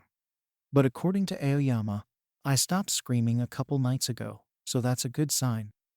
He and I have become a lot closer, going to class together, and he has even joined us at our lunch table. No one else has questioned it, and for that I am grateful. They do ask how I'm doing and if I want to talk, but I'm just not ready yet. I know they won't see me as weak or laugh or judge me. But I can't get past the panic I feel when I think about telling them. Kaken and I haven't really talked since then, but he occasionally makes me food and we've sparred during class. It's been nice having him on my side for once. It's been a really long time since we've been so friendly with each other. I like it. I still can't get him calling me Izuku out of my head, though. Aside from that, I've been feeling better. With things going back to normal a bit, I don't feel so feely. I'm not sure how to put those feelings into words. I still can't go to the bathroom alone, so I tend to wait until we go the locker rooms all at once, or when we get back to the dorms. It's not too bad, and I know if I were to subtly ask someone to go with me, I'm sure it'll be fine. I was doing well until Mr. Aizawa approached me. Midoriya, he gruffed out. Yes, hello, sensei. I was currently sitting on the dorm steps outside, studying. It was a surprisingly warm Sunday, and I wanted to enjoy the weather before school started again for the week. I wanted to discuss this week's lesson plan with you. This was something already planned, but given certain circumstances, I felt the need to talk to you about it beforehand. I gulped and nodded. It's never a good sign when he acts all comforting. This week we will be discussing trauma victims and how to handle those cases.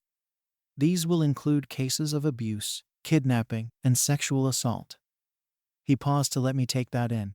I felt a bit nervous about having to talk about the topic with the class.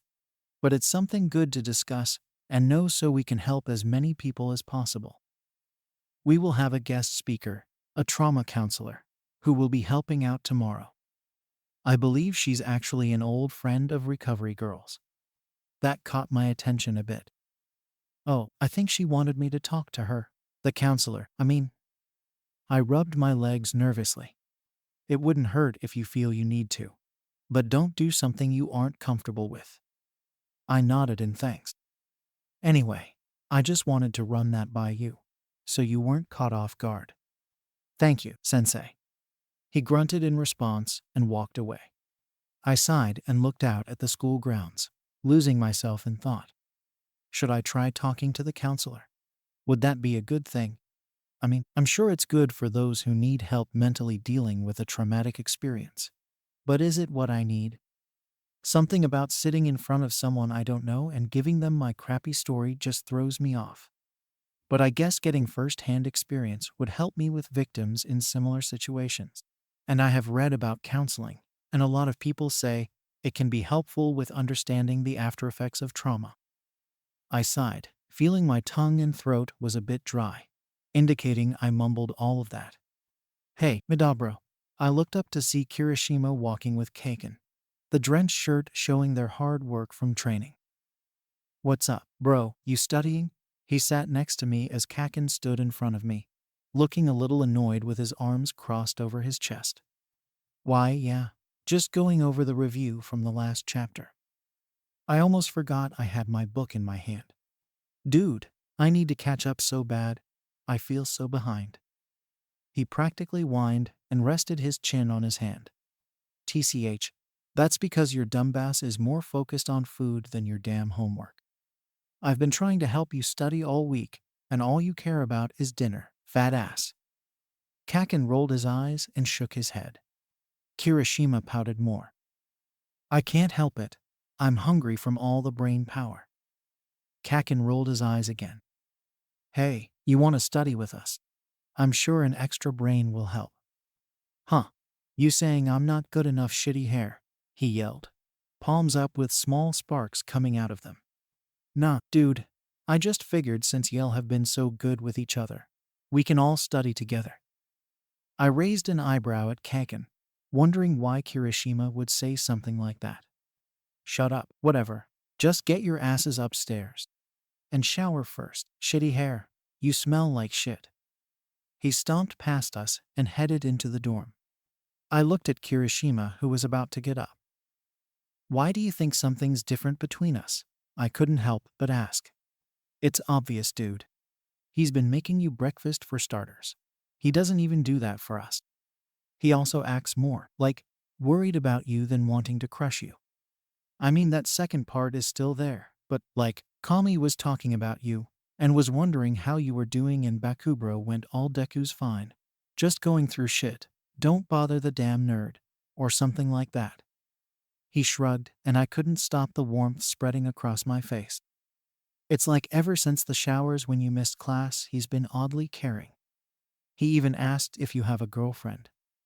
He chuckled and shook his head. Said you had hickeys all over you. He chuckled again and shook his head. But my stomach sank a bit. Kaken knew before I told him. Leave it to him to figure it out. So do you have a girlfriend? Huh? Oh, no. It's nothing like that. I looked down and noticed I was gripping my textbook. Oh. He paused for a second. Boyfriend? He asked a bit shyly, and my head shot up in shock. Hey, no judgment, man. Me too. I shook my head. No, not a. Wait, what? His face turned as red as his hair, and he scratched the back of his neck shyly. I mean, I've never hidden it, really. It's just that no one has ever asked. But yeah, into dudes. He gave me one of his big toothy grins. I was quiet as I took that in. That news sent a warm tingle into my stomach. It had nothing to do with the conversation, but he was open and willing to share something that not many people are okay with sharing. I was thankful for him, and it made me smile. Oh, same, I mumbled out, the blush on my face growing a bit. I shook my head, though. But that's not what it was. Face, you can stop blushing now. Oh. He paused again. Can I ask what it was? He asked hesitantly. I was quiet, thinking if I should answer. It's okay if you don't want to. I've just noticed you've been upset recently, and I want to make sure you're okay, and I want you to know that I'm here for you. His smile became smaller, but no less friendly, a comforting smile. How the hell did Kaken end up with a friend like him? I smiled back. Thanks, Kirishima. He was open and willing to share a huge secret. Or I think it might be huge, considering the only people who know about my sexuality are my mom, and now him. And looking into his warm eyes, I didn't feel the anxious feeling I get when I think about telling people. I sighed and looked around to check to see if anyone was close by. No one was. He sat up a bit, waiting patiently for me to talk. The Thursday I didn't come back to class, I was attacked in the bathroom. What? Did they strangle you or something? How'd they get so close with your quirk and everything? I mean, I'm sure you weren't trying to damage the school or something, but what the hell happened? Why didn't we hear about an attack? I chuckled a bit. I wish that's all it had been. I cleared my throat and continued. No, it was a much different kind of attack. He paralyzed me with his quirk. I couldn't move or speak. It even shut off my quirk. I couldn't do anything. I took a deep breath, surprised at how steady it was. And while I couldn't move, he took advantage of me. I looked down, still feeling ashamed. I like the new word, though. I've been trying to not put the blame on myself, and using those words sounds more like he's to blame. He, forced you? Like that? He asked quietly. I nodded. He let out a sigh and was quiet. The empty air gave me more anxiety as I waited for whatever he was going to say. But he didn't say anything right away. Rather, he turned and wrapped his arms around my shoulders and pulled me sideways for a hug. his head leaning on mine. I'm so sorry that happened, man. I really am. I wish I could have helped you in some way. You're really brave. I hope you know that. He whispered to me and I smiled, bringing my arm on the outside up to return the hug. Then he started pulling back. Shit, I'm sorry, man. I should have asked if it was okay to hug you. 'Cause like I know some people can get anxious about touch, and I don't want to accidentally make you more anxious or. My laughing quieted him from his fussing. It's okay, Kirishima. A hug doesn't bother me. But thanks, I appreciate you thinking about that. And thanks for what you said. I smiled, he pulled me back and hugged me tighter. You're a good friend. He gave another squeeze and pulled back. You, too, man. But now I know why Bakubro has been so uptight about you. He stopped and shot up. Oh, shit, he's probably waiting for us. We should go. I chuckled and followed his lead up the stairs. Hey, Kirishima, he hummed in response. We stopped in front of the shower room for him to shower. Does Kaken know about you? He smiled. And it was a different kind of smile. It was the one he always had when he looked at Kaken. Yeah, he does. He was actually the first person I told. He was blushing. Oh, what did he say? The usual, I don't give a shit facade. But he did say if anyone said any homophobic crap, he'd kick their ass. So the Bakubro way of saying, I'm okay with it, you're my friend. I still care about you. He chuckled and ran his hand over his hair. Gotcha. Well, I'm gonna head up to his room. See you up there, bro. He went into the room, and I was left with my thoughts. Kaken was accepting of Kirishima being gay, meaning he'd be okay with me being gay, right? I mean, he's been so caring of me with all of this going on, so I don't think he'd be weird about something like that.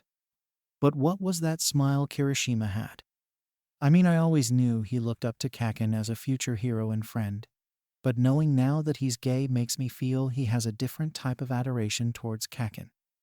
And Kaken isn't the type to miss those kinds of things, although he's never really been interested in romance or relationships as far as I know. So he might miss the meaning behind those looks. But why did those looks make me feel weird? Not in a grossed out way, but almost like jealous? No, I'm not jealous. I can't be jealous. I don't like them like that. I mean, yes, Kirishima is funny and smart, even if he doesn't think he is. And he's super kind and really good looking. But we don't really hang out, so I can't like him, right? And Kaken is Kaken. He's my rival, so by definition, I am not attracted to him at all. Even if we are pretty similar when it comes to academics and power and interests. And I know him better than anyone, even more than he probably does. And yes, he is good looking. He works hard on his body, and it shows. But I'm not into him. I'm not. Or Kirishima. So I have nothing to be jealous of. I got to Kaken's room and knocked on the door. He opened it quickly with his usual scowl. The hell took you so long? Where's shitty hair? Showering. I tried not to focus on the tank top that hugged him nicely. TCH, whatever, get in. I walked in quickly before he changed his mind and looked around. I'd never seen Kaken's dorm, but it was definitely him. There wasn't a speck of dust, and his bookshelf and desk were tidy. I'm sure his clothes were folded and hung up neatly. There were a few All Might figures on top of the bookshelf and a photo of him and his parents. His bed was made with his black sheets and blanket. Sit on the chair or floor. I nodded and sat on the soft black rug. Your room looks nice. This is the first time I've seen it. I sat my book next to me and looked up at him. It's all right. He shrugged and sat next to me leaning against the bed. So what the hell took you so long? I've been up here for 20 minutes. Oh, we were talking about stuff.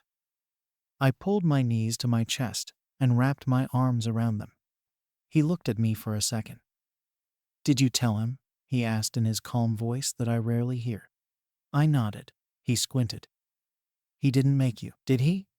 He's a fucking moron and is constantly begging and begging if you don't give him what he wants. Dumbass, I swear.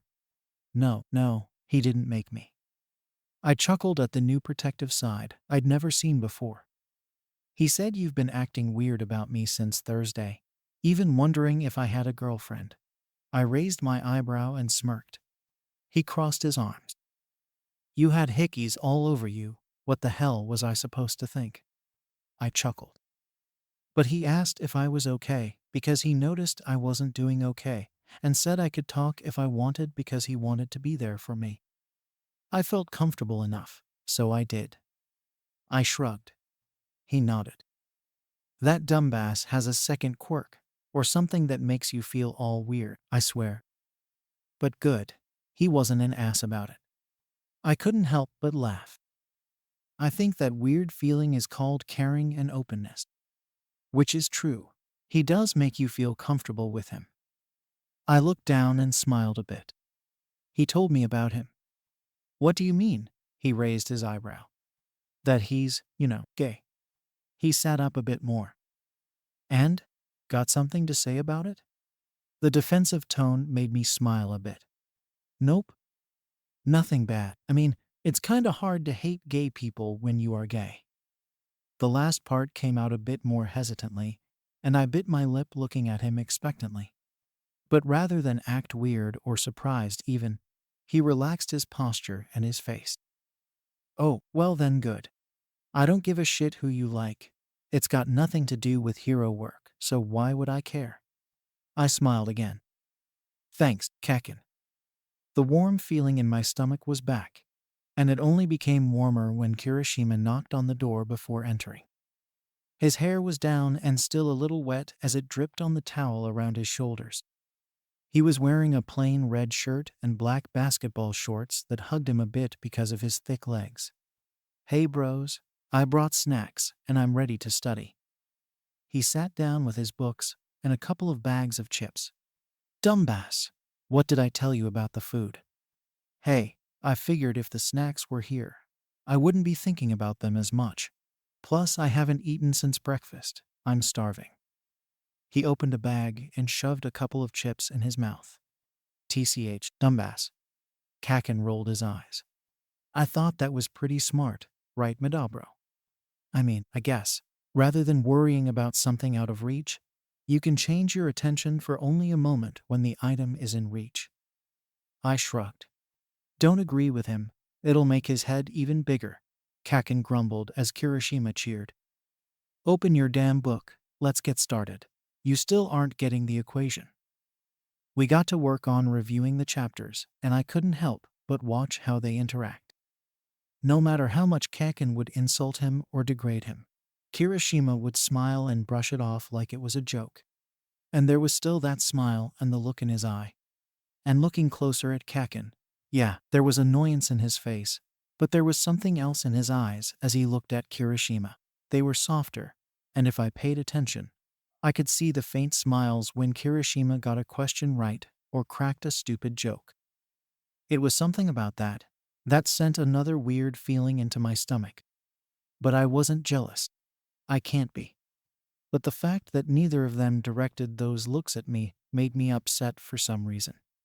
The following day left a bit of a swirling feeling in my stomach, knowing what our hero training class was going to be like. Since the class was at the end of the day, I was left feeling nervous all day, and I know my friends had noticed. Both Uraraka and Todoroki were giving me looks all day, and I know they were keeping themselves from saying anything. But it seems like it was only making me even more nervous. During lunch, all I could do was poke at my food. It didn't really seem appetizing to me at the moment, even if I knew I should be hungry. I skipped breakfast today. Okay, Uraraka pulled me from my thought. I know I said I would give you time and I am, but you're making me even more worried. You're acting like you're expecting bad news or something. What's going on? I bit my lip and shrugged. Sorry, I don't mean to worry you. I've just had a lot of stuff on my mind recently. I did kind of feel bad that I'm making them worry, but I don't know when I'll be ready to tell them. If I tell them, at least eat something. You haven't touched any food today, and you need to eat before I shove it down your throat. She threatened lightly, though I had a feeling she actually would. It made me laugh a bit thinking of her trying to force feed me. That brought me out of my stupor a bit, and I took a bite of my lunch. Once it touched my tongue, it was like my body finally realized how hungry it really was. I ended up stuffing my mouth trying to fill up before lunch was over. We finished up lunch and pushed through another class before it was finally time for hero training. I took a deep breath, stared at the tall door to the classroom, and made my feet go in. Everyone was already at their desk, and I slid a look at Kakin as I passed him to my seat. He looked utterly bored as usual with his seat leaning back and his head hanging. I sat down, and as soon as I did, Mr. Aizawa sulked into the classroom with an older woman with blue hair and pointed white glasses. I'm guessing that's the counselor.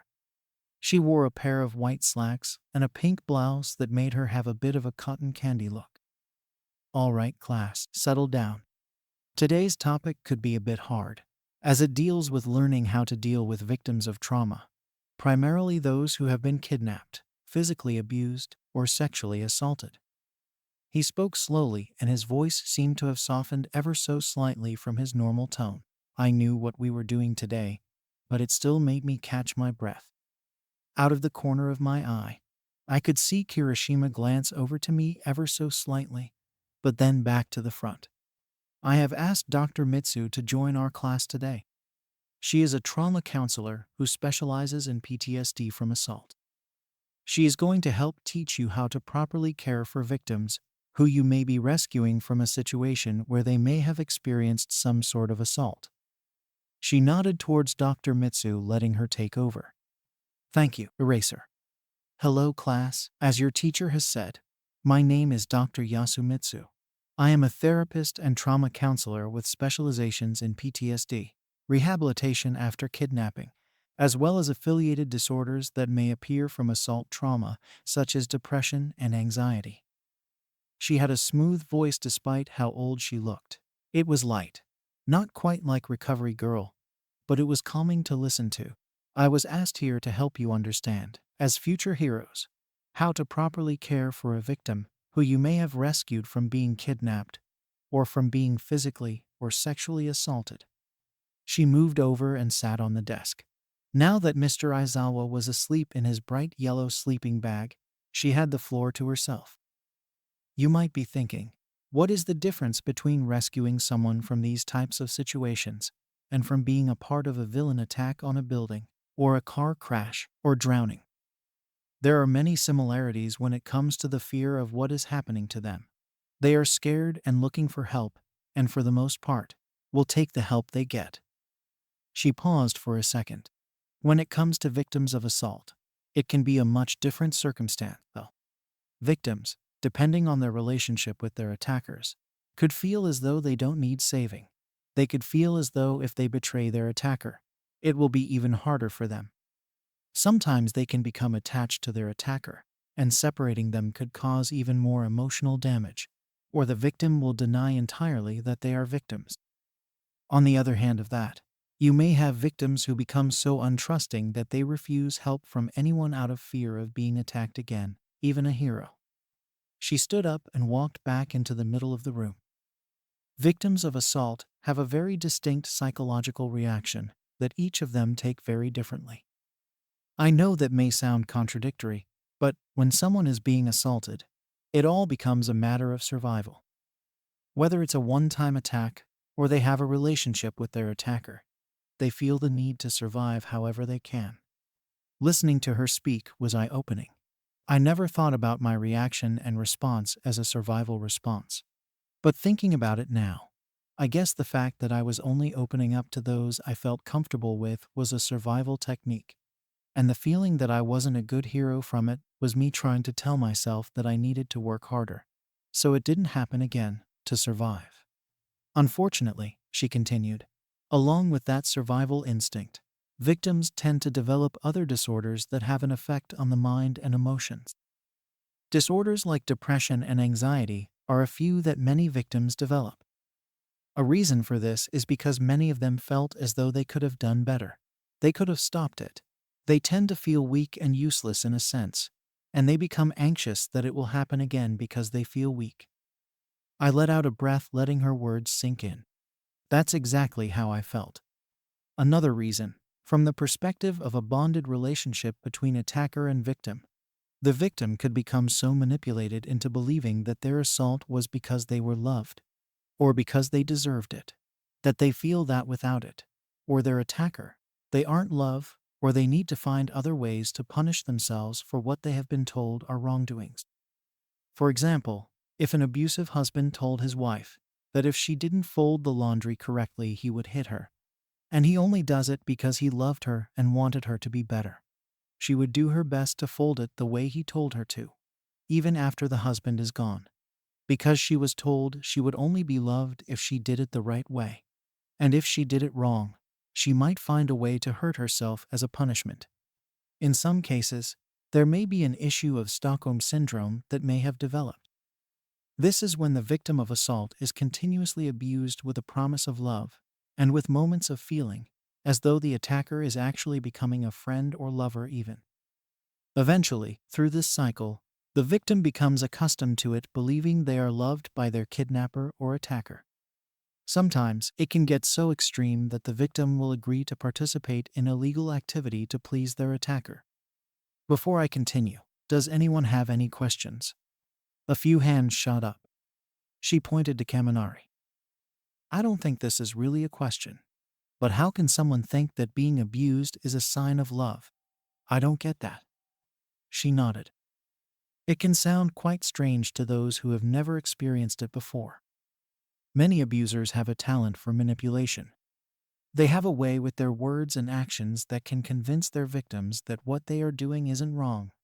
This is how a relationship is supposed to work. Sadly, there are many people who end up believing what they are told. Now, I don't want anyone to think that those victims are weak because of it. Many victims don't come forward about their abuse, even if they didn't know it was abuse, and then realized it was, because they feel as though people will view them as weak for letting themselves get abused. Before I continue to the next question, I want to make myself very clear. She paused and made sure we were all paying attention. Absolutely no one, no matter how old or young, man or woman, how strong their quirk may be, no one lets themselves be abused, assaulted, or kidnapped. They are not weak. They are probably a lot stronger than some others for being able to survive such a psychologically impactful attack. Am I clear? I couldn't really see who all nodded because I was trying to hold back tears. I know it's been told to me before, but there was something in her voice, the way she was inclusive, and just the overall statement that made me emotional. But, like, if they have a strong quirk and can protect themselves, why don't they? That doesn't make sense. Plus, if anyone can't fight off an attack, especially a guy or someone who can fight with their quirk, it kinda sounds like they let it happen. It was the voice of the person I'd come to hate. I don't hate a lot of people, but those words really solidified what I felt. Oh, really, ball sack? You're telling me you can fight off an attacker who is bigger than you. Or maybe they have a stronger quirk than you. Just because you can stick those stupid balls on your head to anything, doesn't mean you can fight off everyone. You're fucking pathetic for saying that. Kakin's voice shot through the rage I felt and made me jump as he yelled. He looked furious, actually looking around. A lot of people did. Even Kirishima, who was never angry. Yeah, dude, it doesn't matter who the person is. There is always someone who might be a little stronger. Even men, who do get assaulted and abused a lot. They just don't say anything because of people like you. Oh, come on, that's not true. If you have a strong quirk, you can fight off anyone. Take Midoriya for example.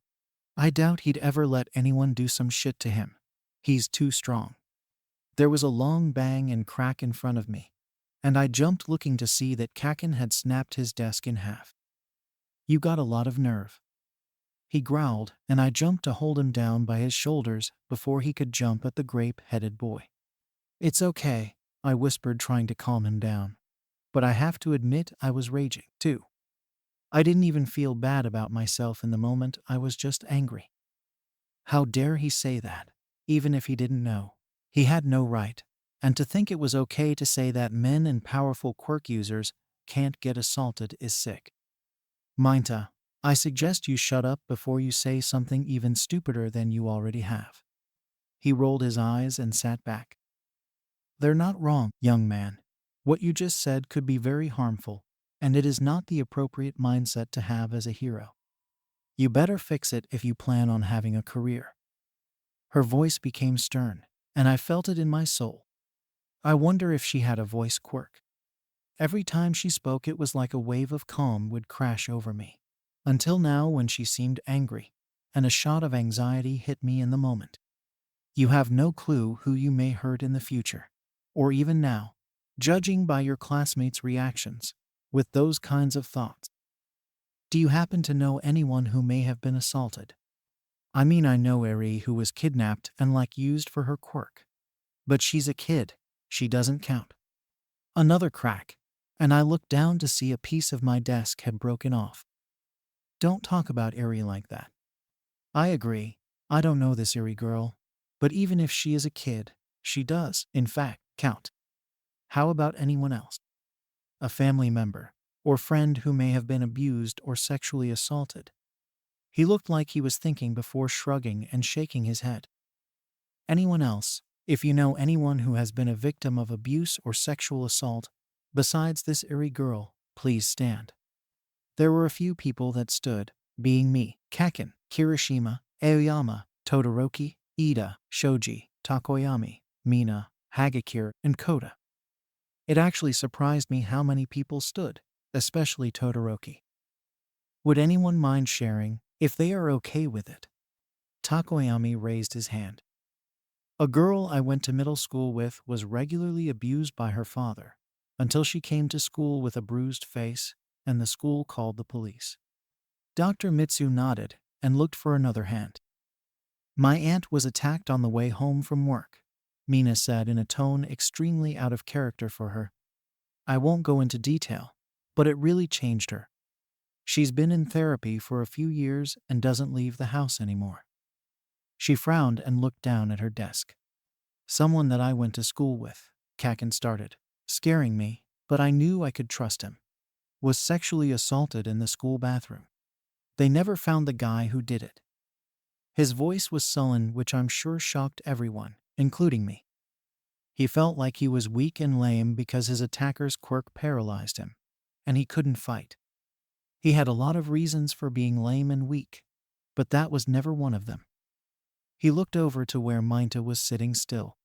So if I ever hear you say some bullshit like that again, I blow your face off.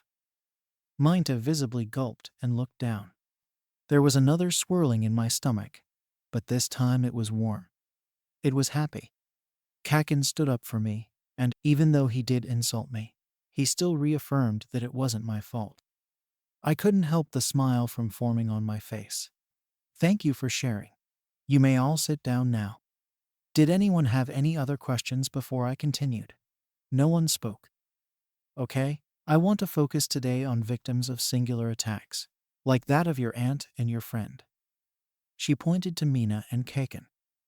These can be extremely difficult for the victim to comprehend fully, and many react in different ways. You may find a victim might be in denial of anything happening as a coping mechanism. You may find that they completely break down and require many years of therapy to help themselves mend. There are also those who become incredibly depressed and turn to harmful substances or behaviors. Or you may find there are those who are dealing with their experience at their own pace. They may feel the effects of possible PTSD, but they may be working to get back to a normal life. These are all just some of the many outcomes of assault. She grabbed a stack of paper off of the desk and worked on handing them out. These are pamphlets we have in my office that we give to patients who come in to receive trauma counseling. They go over ways to reaffirm yourself that it wasn't your fault. It Talks has resources for groups and message boards for those who might want to talk to others with similar experiences. It goes over different symptoms of PTSD and what to do in situations where you may start experiencing more intense symptoms, as well as other resources for taking legal action. I looked over the booklet and made note of some of the different pieces of information that looked like they may help me. These could help you as heroes when you work on rescuing someone from an assault. I would like to walk through a scenario with you. I could feel the calming effect of her voice again. You as a hero are patrolling when you walk by an alley and hear strange noises. It sounds like a woman crying along with other strange sounds. You go and check it out to make sure everything is okay. But upon your search, you find a woman being actively raped by a man. He's holding her down and covering her mouth so she can't scream or move. She pauses and looks at us. What should you do? I'm glad the calming effect of her voice was still going, because I felt like I might have had a panic attack hearing that. I could feel my heart speeding up, but nothing else seemed to have happened. You get him off of her, right? Ciro asked. Yes, you would want to get him off of her. Should you check for anything before you do? You would want to see if he has any weapons, or if he has an activated quirk that might hurt you or the woman, Kirishima said confidently. Good, of course. Make this observation quickly to help this woman. Say the man has nothing showing any additional danger, and you are able to pull him off of her. Remember to be careful while doing so, because if he is actively engaging in forced sexual contact, forcibly removing him could further harm the victim. You get him off of her, and are able to apprehend him so he can't get away. What do you do next? There was a slight pause as everyone thought. You check on the woman? I said softly. She nodded. How? If you're able to see if you can cover her with something. Her reaction to being let go could vary. I took a breath. She could definitely be crying, so you would want to see if you're able to comfort her and check if she is hurt anywhere. The imagery made me rub my neck, remembering my own bruises. Depending on how she reacts, she may be able to speak, or she may not. She may also not want to be touched, so I'd make sure I ask if I could touch her first. I looked at her, and she was nodding as I spoke. If she lets me, I would check for further injury, and while doing so I would reaffirm her that she was okay now. She was strong and brave, and it wasn't her fault. My voice cracked at the end, but I cleaned my throat to shove off any tears. If she doesn't let me touch her, I would still comfort her how I could with my words, and either way I would wait with her until an emergency vehicle came. Nicely put. I appreciate you understanding how someone might not want to be touched after an assault and including that. There is a lot of patience when it comes to helping victims who have been assaulted. You must work with them to make them feel comfortable enough with you as a hero without forcing them into it. If they refuse to be touched or speak or move, you should never force them into it because it could make the situation even worse. The class was surprisingly helpful. We worked more on scenarios as well as proper wordage when speaking to victims. Even without the effects of her voice, I felt myself calming about the situation. Pretty much the entire class was a whole lot of reaffirming and understanding how to make the victim not feel like they were at fault. It made me feel a lot better, especially with my classmates understanding and agreeing with everything going on. For the most part, Minta seemed to still have some sort of agenda against all of this. He didn't participate at all, and I would catch him rolling his eyes here and there. It really made me so mad how he just brushed this off like it was no big deal. He wants to be a hero so badly, but can't even learn how to properly care for someone. All too soon the bell rang for the end of the day. Mr. Aizawa appears behind his desk to give us our homework. I want you to study the booklet you were given and read Chapter 10 and answer the questions at the end of the chapter. Minta, I have something extra for you, so see me after class. Wah! He was cut off by Mr. Aizawa dismissing us. We got up and started packing out things. Hey, Kaken? I whispered to him with my back turned to the class. He grumbled a response. Thanks. For earlier. Don't mention it. He grumbled again and left without another word. I couldn't stop smiling again and saw him walk out, Kirishima close behind him. I sighed and grabbed my bag to follow suit. On my way out, I spotted Dr. Mitsu. I took all of a second to go speak to her. Dr. Mitsu, she hummed in response and turned to me. The hallways had started to clear as students rushed out, so I didn't feel too bad asking her. I really enjoyed the lesson today and appreciate you coming in to speak with us. I started not really knowing what else to say. Oh, I'm glad you felt it may have helped you. It's definitely an important part of hero work that many people tend to overlook. She shook her head. Yeah, was wondering, I couldn't quite get the words out for a second. Do you also help heroes in training? I gulped and lowered my voice a bit. Her eyes widened slightly, then narrowed in concern. I do if my services are needed. It's a little rarer for me to get heroes, but it's never impossible. She paused. Did something happen? There was the calm feeling again. I looked around and ensured no one from my class was around. The kid Bakugo was talking about. That was me.